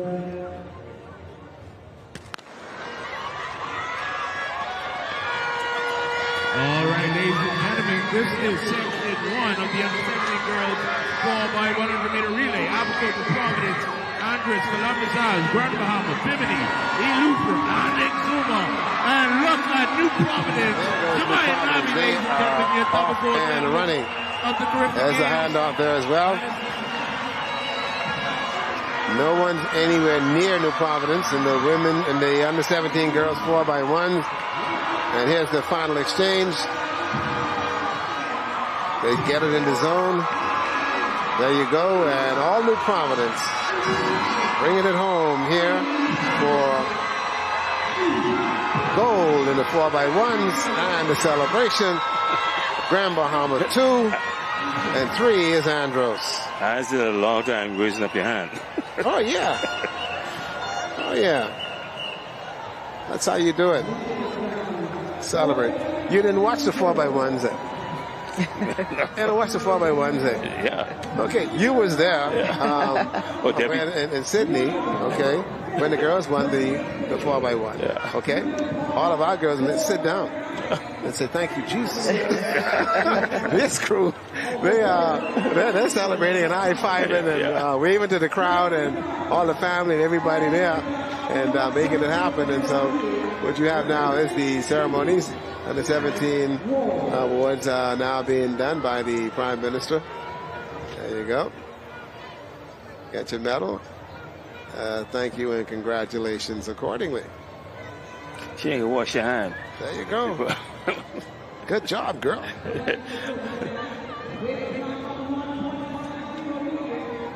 The Buccaneers of New Providence, Kennedy Hannah.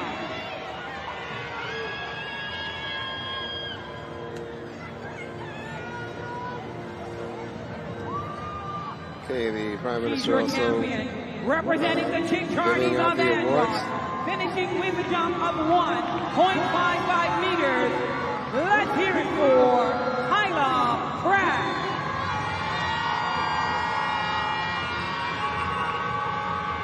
to receive their awards. And this is the under 17 girls high jump. The gold goes to Tyler Pratt of Andros. And then you have the silver to Kennedy Hannah of New Providence. And the bronze goes to Exuma Parish Roll. And there's a pretty picture for you. Ready for the dailies tomorrow?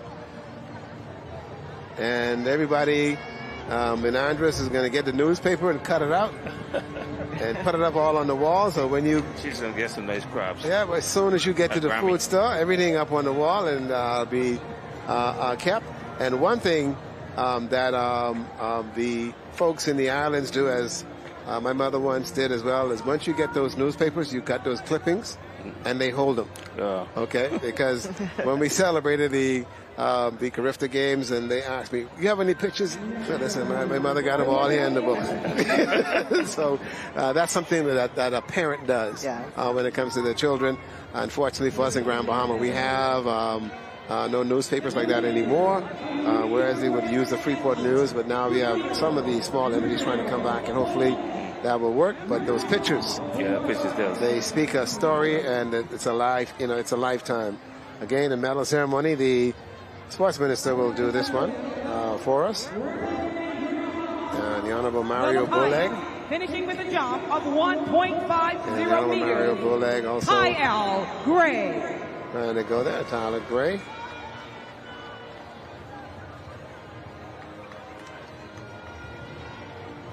She's your champion in the open women high jump. Finishing with a jump of 1.65 meters.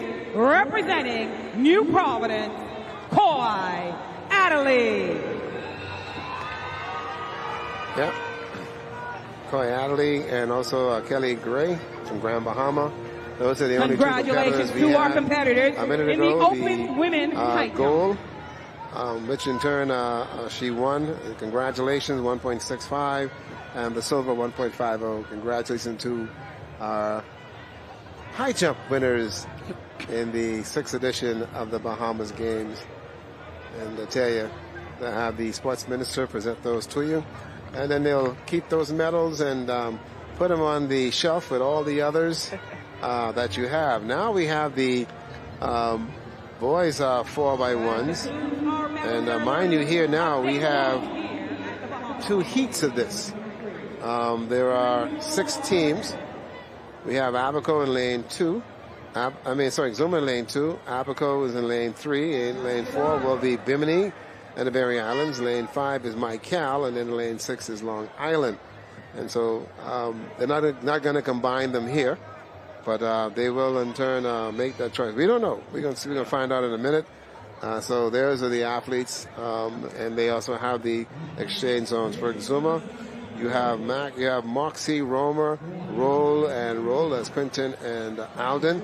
For Abaco, you have Kemp, Al Pacino Kemp. That's an actor's name. Also, Scotty Dubras. You have Philip Lubin and also Tejan St. Giles. So there for the Abacos of Bimini. It's going to be Terrence Winder, Aaron Knowles. Then you have also Randy Colbrook and also Kiana Roll. For the Mycal, Dylan Penniman is going to run. Then also Malik Campbell. Then there's also Jermaine Strawn and also McHale Smith. For Long Island, there is Tico Hanna, also Chiquito Thomas, and then also you have Justin Brown and also Jason Smith will be in that order. And so that's what they will run. Oddly enough, the assistant general manager down there in Grand Bahama, Natalie Martinborough, messaged me right away. What lane Long Island in? Natalie, they're there. Let's see how they're able to make this thing happen and to go from there. But that's the intent of these games, as they have the relays that's on it. So the boys will actually run the 2 timed finals. And then the same thing will apply with the open 4x1s. Those 2 should be very, very exciting, and seeing what happens there. But a good run there a minute ago by the New Providence Buccaneers. And that's Davis, Navi, Pantry, and Demerit. They had a good run there in winning the gold. And now we get ready to the start of Heat 1 of 2. The under-17 boys 4x100 meter relay. Exuma, Abaco, Bimini, Mycal, and Long Island. Runners in the blocks.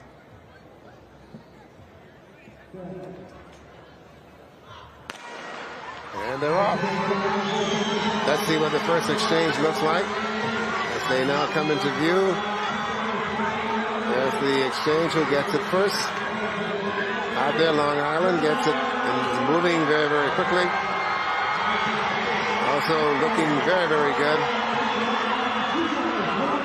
And here's the handoff. Handoff number 3.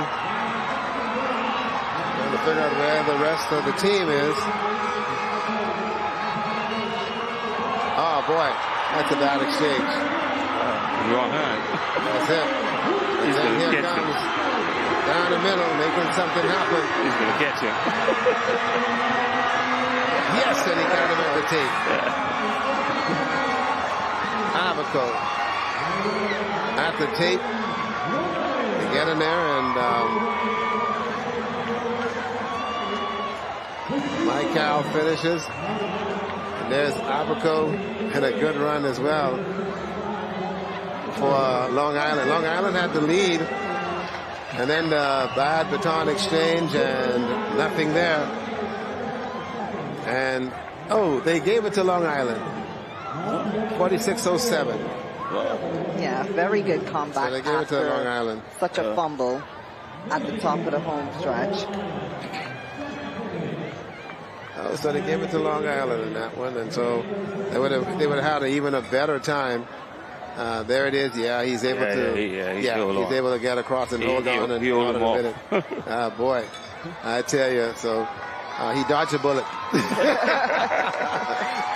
He can go back to the hotel. Yeah. Hey, we go back there. He can be in trouble, because I can tell you. So half these guys will be calling for it. Here's the exchange coming round. See the baton in the right hand, and he's looking for it, and he runs right past him. He didn't get it. He finally gets it. Okay. All right. Now they're going to discuss who will be going out later on. Little conversation, and then bring it on home and go from there. Ricardo Lightboy and Rupert Gardner, Tawny Williams with us here. Live coverage here of day 1 of track and field, and so far you can see here the stretch run. There you go. And a last-ditch effort.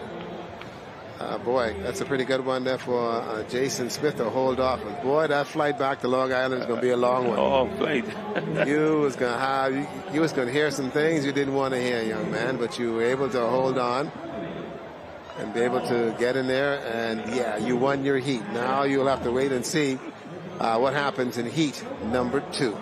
And in heat number 2, you will have Eleuthera, New Providence, Columbus Isle, Grand Bahama, and Andros in that order. And so we'll see how that is able to materialize. And then we also have this evening for you, the Open Women and the Men will also be running.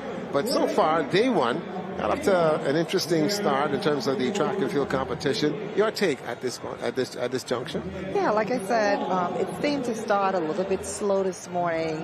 You didn't see athletes showing up for every event. The energy was kind of low, but it certainly has beefed up as we progress into the faster sprint events like the 100 meters, certainly the 4x100 meter races. And so I think it's shaping up to be a really good day 1. And I'm just really encouraged to see what we'll see on day 2 and day 3. That's it. It's going to be interesting because you're going to need the fan support.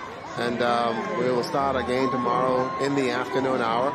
And we are keeping our fingers crossed that we will have this nice cool breeze to blow through here and to make it happen. And so we can really have ourselves a wonderful track meet. And tomorrow there'll be in the 200s a number of events. So there'll be some pretty good races and also a number of field events as well tomorrow, in order to make sure that our athletes are given the full exposure that they do deserve in this year's Bahamas Games. We have in this one, Eleuthera will be in lane 1 with Hudson, Pettifer, as well as Collins and Josant. New Providence will have Frazier, Roca, LeBlanc, and Roll. Columbus Isle, O'Shane Thompson, Nathaniel Smith. Then you have Oren Tyson and Rayvon Munker. Grand Bahama will have Gordon, Tate, Shepard, and Kelly. Andros will have Antonio Gomez, Cairo McPhee. Also Ciano Ferguson, and Rion Larrymore. So we'll see those guys come out here and run quick. So far, we're looking again to see what happens here. As far as you know, that Long Island has the lead as far as the time. And again, remember now, this is all a timed event, time finals. And to go from there. And so they got 46. There you go, 46. Yeah. So he's 46.07, so he can have to run and see what happens. They have a bit of a headwind down the backstretch, but that should not be too detrimental as far as the athletes and their performances here today. We can also tell you that the 100-meter dash, we tell you that Miss Nabi ran 12.10. A good run also by Mr. Merritt, New Providence, 12.49, and Miss Turnquest of Andros, 12.70. In the women's 100 meters, Miss Rutherford ran well, 11.65. Way to go, and gave kudos to Frank. Hey, Columbus Isle, Kevin East Hanna, and also Tornell Miller with a bronze in 12.24 seconds. In the under 17 100 meters, it was Ishmael Roll as far as the boys from New Providence, 10.59. Aiden Kelly, 10.83, and also Everett Frazier of New Providence, 11.11. As far as the open division, what a good race from Karan Dean of New Providence, 10.5, and also Samo Colebrook, 10.55, and also Carlos Brown, 10.66. So here we go. Heat 1 of the 4x100-meter relay. This is the boys under 17. Eleuthera, New Providence, the Columbus Isle, Grand Bahama, and then Andros in that order. Runners in the blocks. The intent is to get the baton around. And let's see what happens here. Very quickly out of blocks. New Providence making up the stagger very, very quickly. And making something happen there on Columbus Isle. Here's the first exchange. Grand Bahama. Runner goes down, but here comes New Providence down the back stretch. Brenton Gordon now making something happen there. And Tyson O'Neill, and that's the exchange. Grand Bahama and New Providence. Here's where the race will be decided. We'll see what happens here in the final exchange and who can get the baton. Grand Bahama and New Providence, and we've got to run to the finish. New Providence running away with this one. New Providence gets the goal. That's a very fast time. 42.01. Good exchange there. And Grand Bahama with a second place finish. 42. Yep. 42. Oh, not bad. That's a good fast time. 42. I was a little bit scared of Frazier. Maybe he jumped in the 100. Mm-hmm. So you wonder what was going to happen there, eh? His father is the coach of New Providence too, must have said, don't do this, boy. Don't do it, eh? Yeah, he'd be walking home tonight. There you go. Good exchange there. Pretty good exchange on that third leg. Let's see the last leg here. There is Grand Bahama and New Providence. Clean exchange. Beautiful exchange. Yep. And down the stretch he comes. There he comes, looking for that finish line. And he's not taking anything for chance. He's a double gold medalist. That's it. And running right through it. There you go. There you go. Making it happen there for New Providence. Not bad, guys. Very good run there for the 4x100-meter relays. And that's going to be that for the under 17 boys. And now we go to the open division. This should be fun.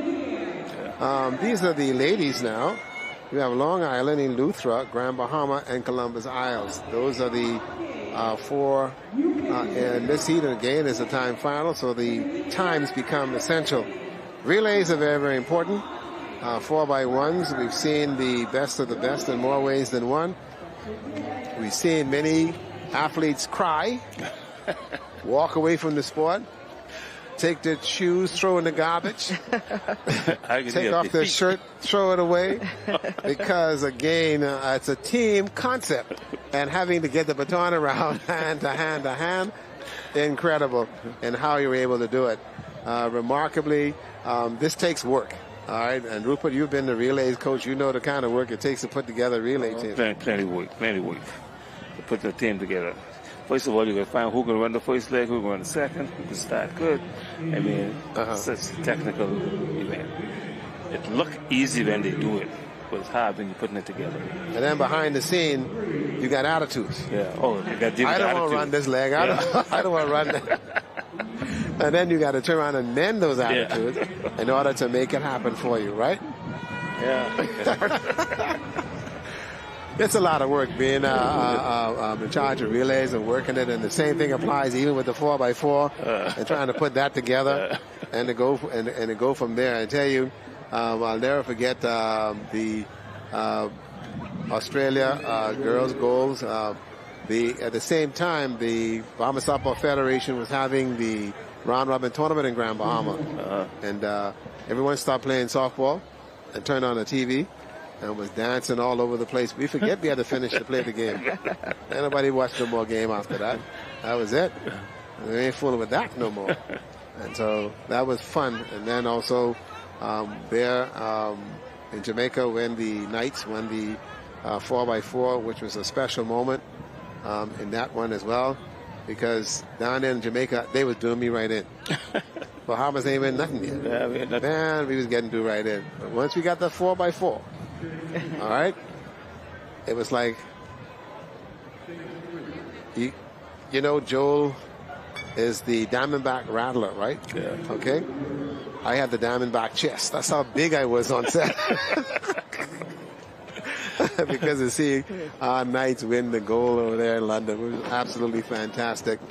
And to go from there, you know, and when you have Jamaica dominating all the races, and well, we finally got that goal. That's it. Couldn't talk to me no more for the rest of the day. Here we go. 4x1s, ladies and gentlemen, boys and girls. Long Island, Eleuthera, Grand Bahama, and Columbus Isle. These are the open 4x1 for the ladies. We'll see who is able to get the stick around as quickly as we possibly can. Don't forget also that the World Relays will be coming right here to the Thomas A. Robinson Stadium next year.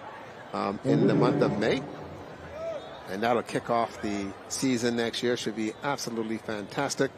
You will get more on that as we draw near to that event, but this is a little taste of it here for you. It'll be exciting. See the 4x1s here, and the ladies, the next generation of athletes that we're looking forward to get that baton around. And here we go. Long Island, Eleuthera, Grand Bahama, and Columbus Isle. Let's see what the first exchange look like.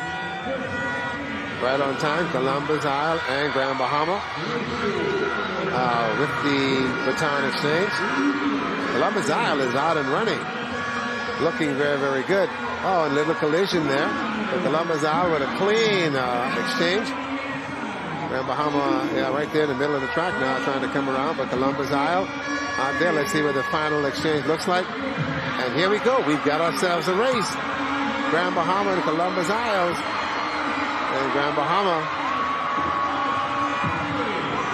will bring it across the line and win heat number 1.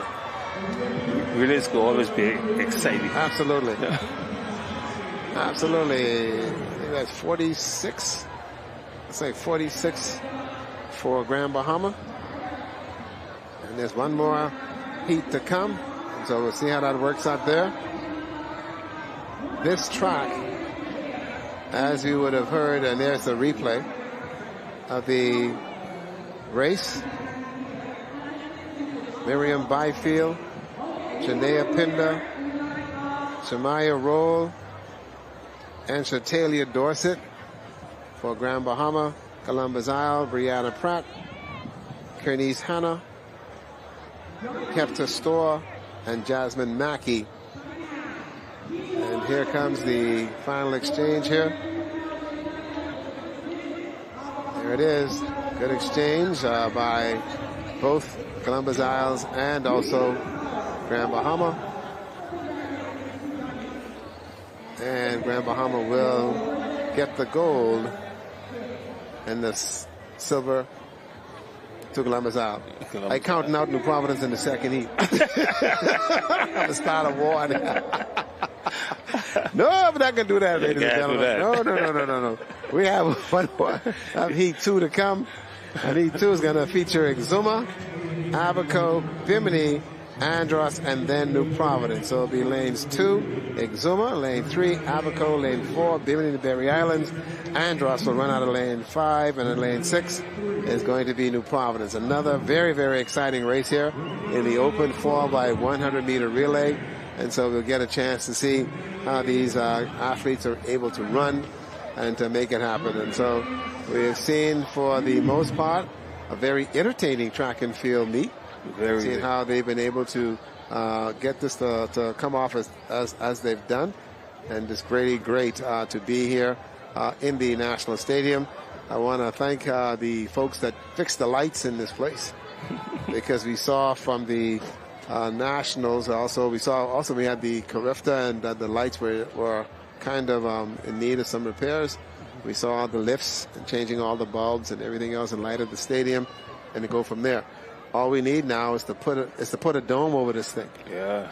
Okay. You think that'll ever happen? That's it. See Tonique there? See Tonique right there? She could make it happen. I tell you, she can make it happen. Just put a dome over it, man. You know. My There we name go is for not now. the stadium. That's all right. Your highway running right in the back. Right in the back of the stadium. So, we get Tonique to put a name out there, man. Let's see if we can get this thing going, man. Here we go. I want a dome over.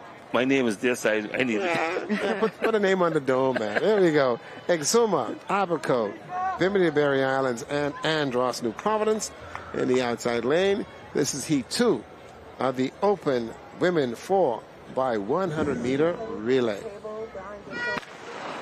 There we go. Looking very good. Bimini Berry Islands did not put a team in, but New Providence out front. Boy, and they are flying. Wow, that's a rough exchange there, but New Providence is out there and gone. Now in the back stretch, here's the exchange. Gotta wait on her. Wow. See if the exchange is clean, and then we will see what happens here. But New Providence now in the lead, and everybody else is trying to catch up. And New Providence is gone, way gone. And there you go. And she's jogging now. But remember now, this is time finals. You gotta be jogging. So New Providence, well, they have to go 46.07. That's what it looks like.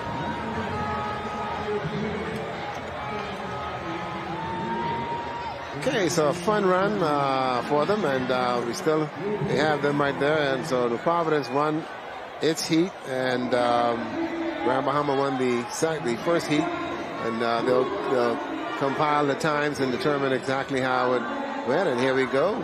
You can see New Providence out front. That's what you call running a first leg.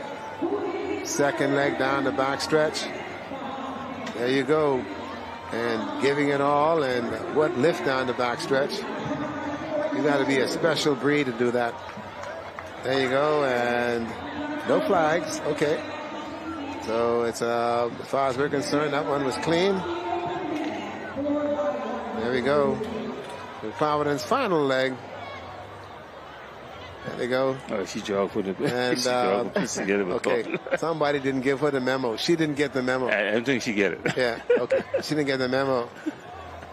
Baby girl, this is the time final. You don't get this goal, and find out what happened when you get find out what happens when this finished. We were out there showboating. You don't get this medal. Find out what the deal is. What? I get a medal, but you don't get a gold. That's it. That's the big problem. I tell you, man. No. Time finals, and we'll see exactly what they're able to give us. Well, that one's going to be close. We'll see how that all works out. Well, this is the exciting one. Yeah, Open now we man. go to the Open Men 4x100 meter relay. It's the bragging rights. There you go. The lane assignments we have here for Heat 1 is going to be Grand Bahama in 2, Mycal in 3, Bimini to Berry Islands in 4, Andros is to run out of 5, and in 6 it's to be Eleuthera. Okay, and so there's the instructions that the athletes are getting now as they will now go to their respective start points for the relays. Rupert, how come you didn't bring the door, man? You're supposed to bring them out through the door. Supposed to put up the door, man, and that nice magical doors we done doing the relays. Put up the magical door. Yeah, that's true. And they come through and come up. And lights. There you go, and the lights and the whole... And fireworks. We spoiled now. You can't give it to me once and then they ain't going to bring it back again. This is supposed to be 50 years, so they're supposed to have 50, lights coming up. We have the door to open, and everyone come out and, run on out and be introduced accordingly, and they go from there. And so we'll see how this one is able to pan out. And again, these guys are going to be moving around. Let's see. Hold on. I want to make sure we have this and making sure they're in place. And all moving now to their positions. I'm trying to figure out where they're going. I think that is the third leg they're going to. Okay. Yeah, that's the third leg they're going to. It looks like it's a combined field. I think the... No, the runners on the track. Okay. Yeah, they're on the track already. That's the second flight. Columbus Isles and those are going over there. Okay. Again, lane 2 would be Grand Bahama. Michael, that's Michael there in lane 3, lane 4, Bimini to Berry Islands. Andros in lane 5 and Eleuthera will be in lane 6. So we can see Michael, Andros, and Eleuthera. So those are the 3 that we can see at this juncture. And see, okay, there you go. 2, Grand Bahama, Michael, Bimini, Andros, and Eleuthera. So Grand Bahama did not enter a team in this. So there's only 3 teams, which is going to be Michael, Andros, and Eleuthera. And Andros is leading this one. Okay, and he's got to wait on him. Okay, you got to move too quickly. Buddy, you got to run. Tipping around the track. You're around here looking cute. You better try hard to get to this baton and get this out of the way. Hey, there goes Andros. Andros out front. Eleuthera and Michael. Andros, Eleuthera, and Michael. Time for Andros in this one. Let's see what they post. 43.6. So congratulations to Andros. 46? No, 43? I think 43. That's what I'm seeing up there.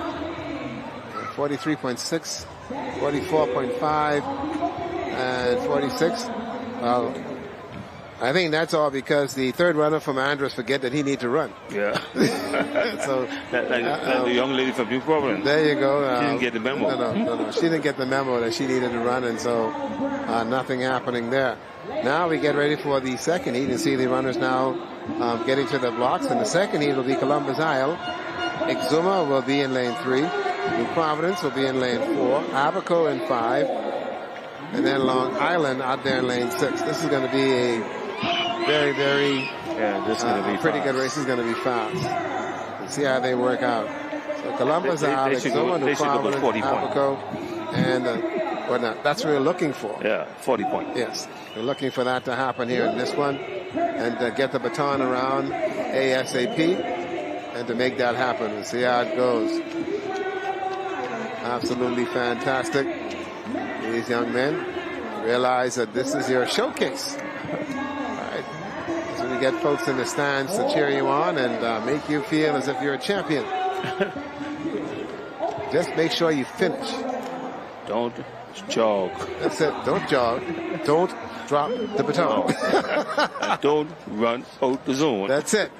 Don't false start. There's so many parts of this race. I swear. I mean, everything could happen. And historically now, if you go back and see how many botched relays Team USA has had over the years, male and female, right? Every time you see them get in the blocks, they at an international meet, everybody is be quiet. When they say shh, everybody stop breathing because they know very well anything is possible, and to go from there. But we've seen over the years that the relays are interesting, and to captivate any games, that's what folks like to see. And to see the relays. Yeah, see the relays. Let me see you get the baton around ASAP and see how you able to perform. And there is Columbus Isle in lane 1, Exuma 2, New Providence will be in 3, and then you have Abaco, and then Long Island is out there in lane 6. This one will be quick. Do not leave. You're set. Don't blink. Don't blink. This one is going to be quick. Very, very quick. Run this in the blocks.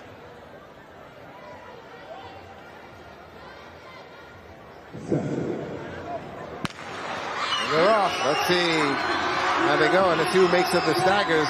Long Island out there running very, very well thus far. Let's see the exchange.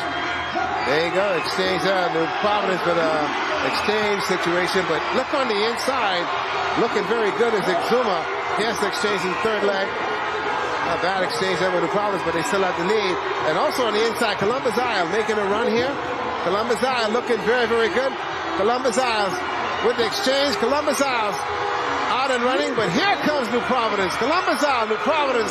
Columbus Isle and New Providence. Columbus Isle and New Providence. Columbus Isle and New Providence. Yeah! Oh, you gotta love it. 38.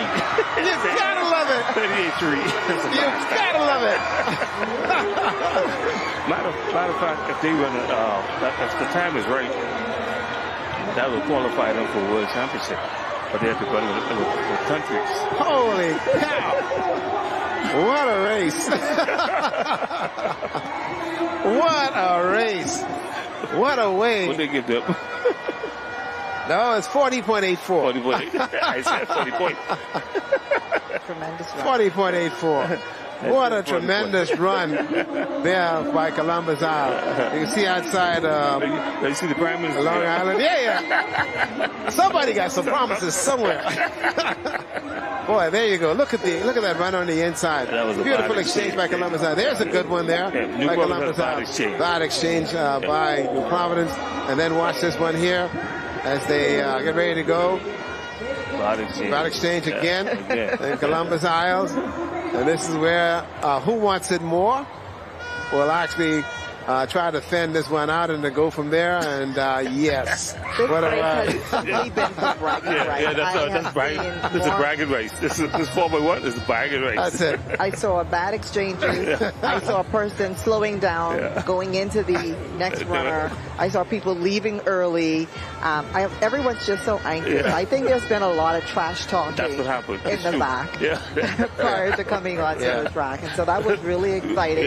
You can see exactly what's going on with the athletes when you watch that race. Just exciting. Which is nice. It's exciting. Yeah. We're going to need to put a camera in the call room. We got to go to the call room, guys, and we got to find out exactly what the conversation is in the call room and find out what they're doing. Right. Because this kind of excitement and these guys are playing with each other and having that, I'm like, okay, these guys are great, but boy, you gotta love it. Yeah, and it's going to end here. It's going to go back to the hotel tonight. It's going to be in the dining room. There you go. And then they'll bring it on the track again tomorrow. So they'll come out and make it happen. And so for that part, the mixed relay is going to be happening tomorrow. Oh. There you go. So that could be exciting. Oh, yeah. So we're going to have ourselves another fun day tomorrow in terms of track and field. But today has been absolutely rewarding. Great. Like Tony said, we're a little little bumpy here and starting. And then with the field events, limited competition in terms of the athletes. But we saw they picked up too, because we got full fields of athletes in the jumps and in the throws. Right. And the same thing is going to apply tomorrow with the jump and the throws. And so tomorrow's going to be a very good day. Exciting. And we want to thank the maker for allowing us to be out here without to have any kind of bad weather. We've had thus far this morning. Once I got back in, I'm hearing this thunder. I said, boy, I pray that's somebody who ain't eat. Because I was like, no, not today. This is a very big day. First day of track and field, and we go from there. And we're now going to go back to some of the action from today, just in case you missed it. Just in case you missed it, we saw it all. But in case you missed it, here we go.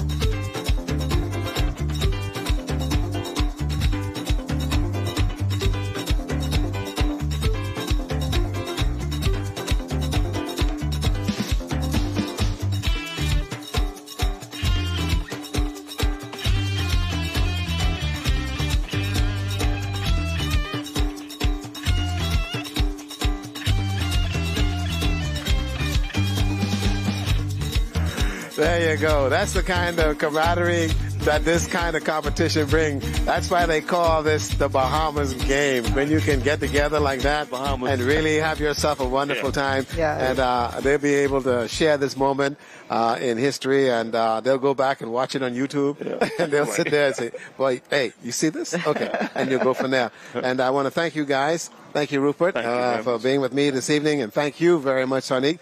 And I must publicly apologize to Tonique. We threw her in between two Kappa men.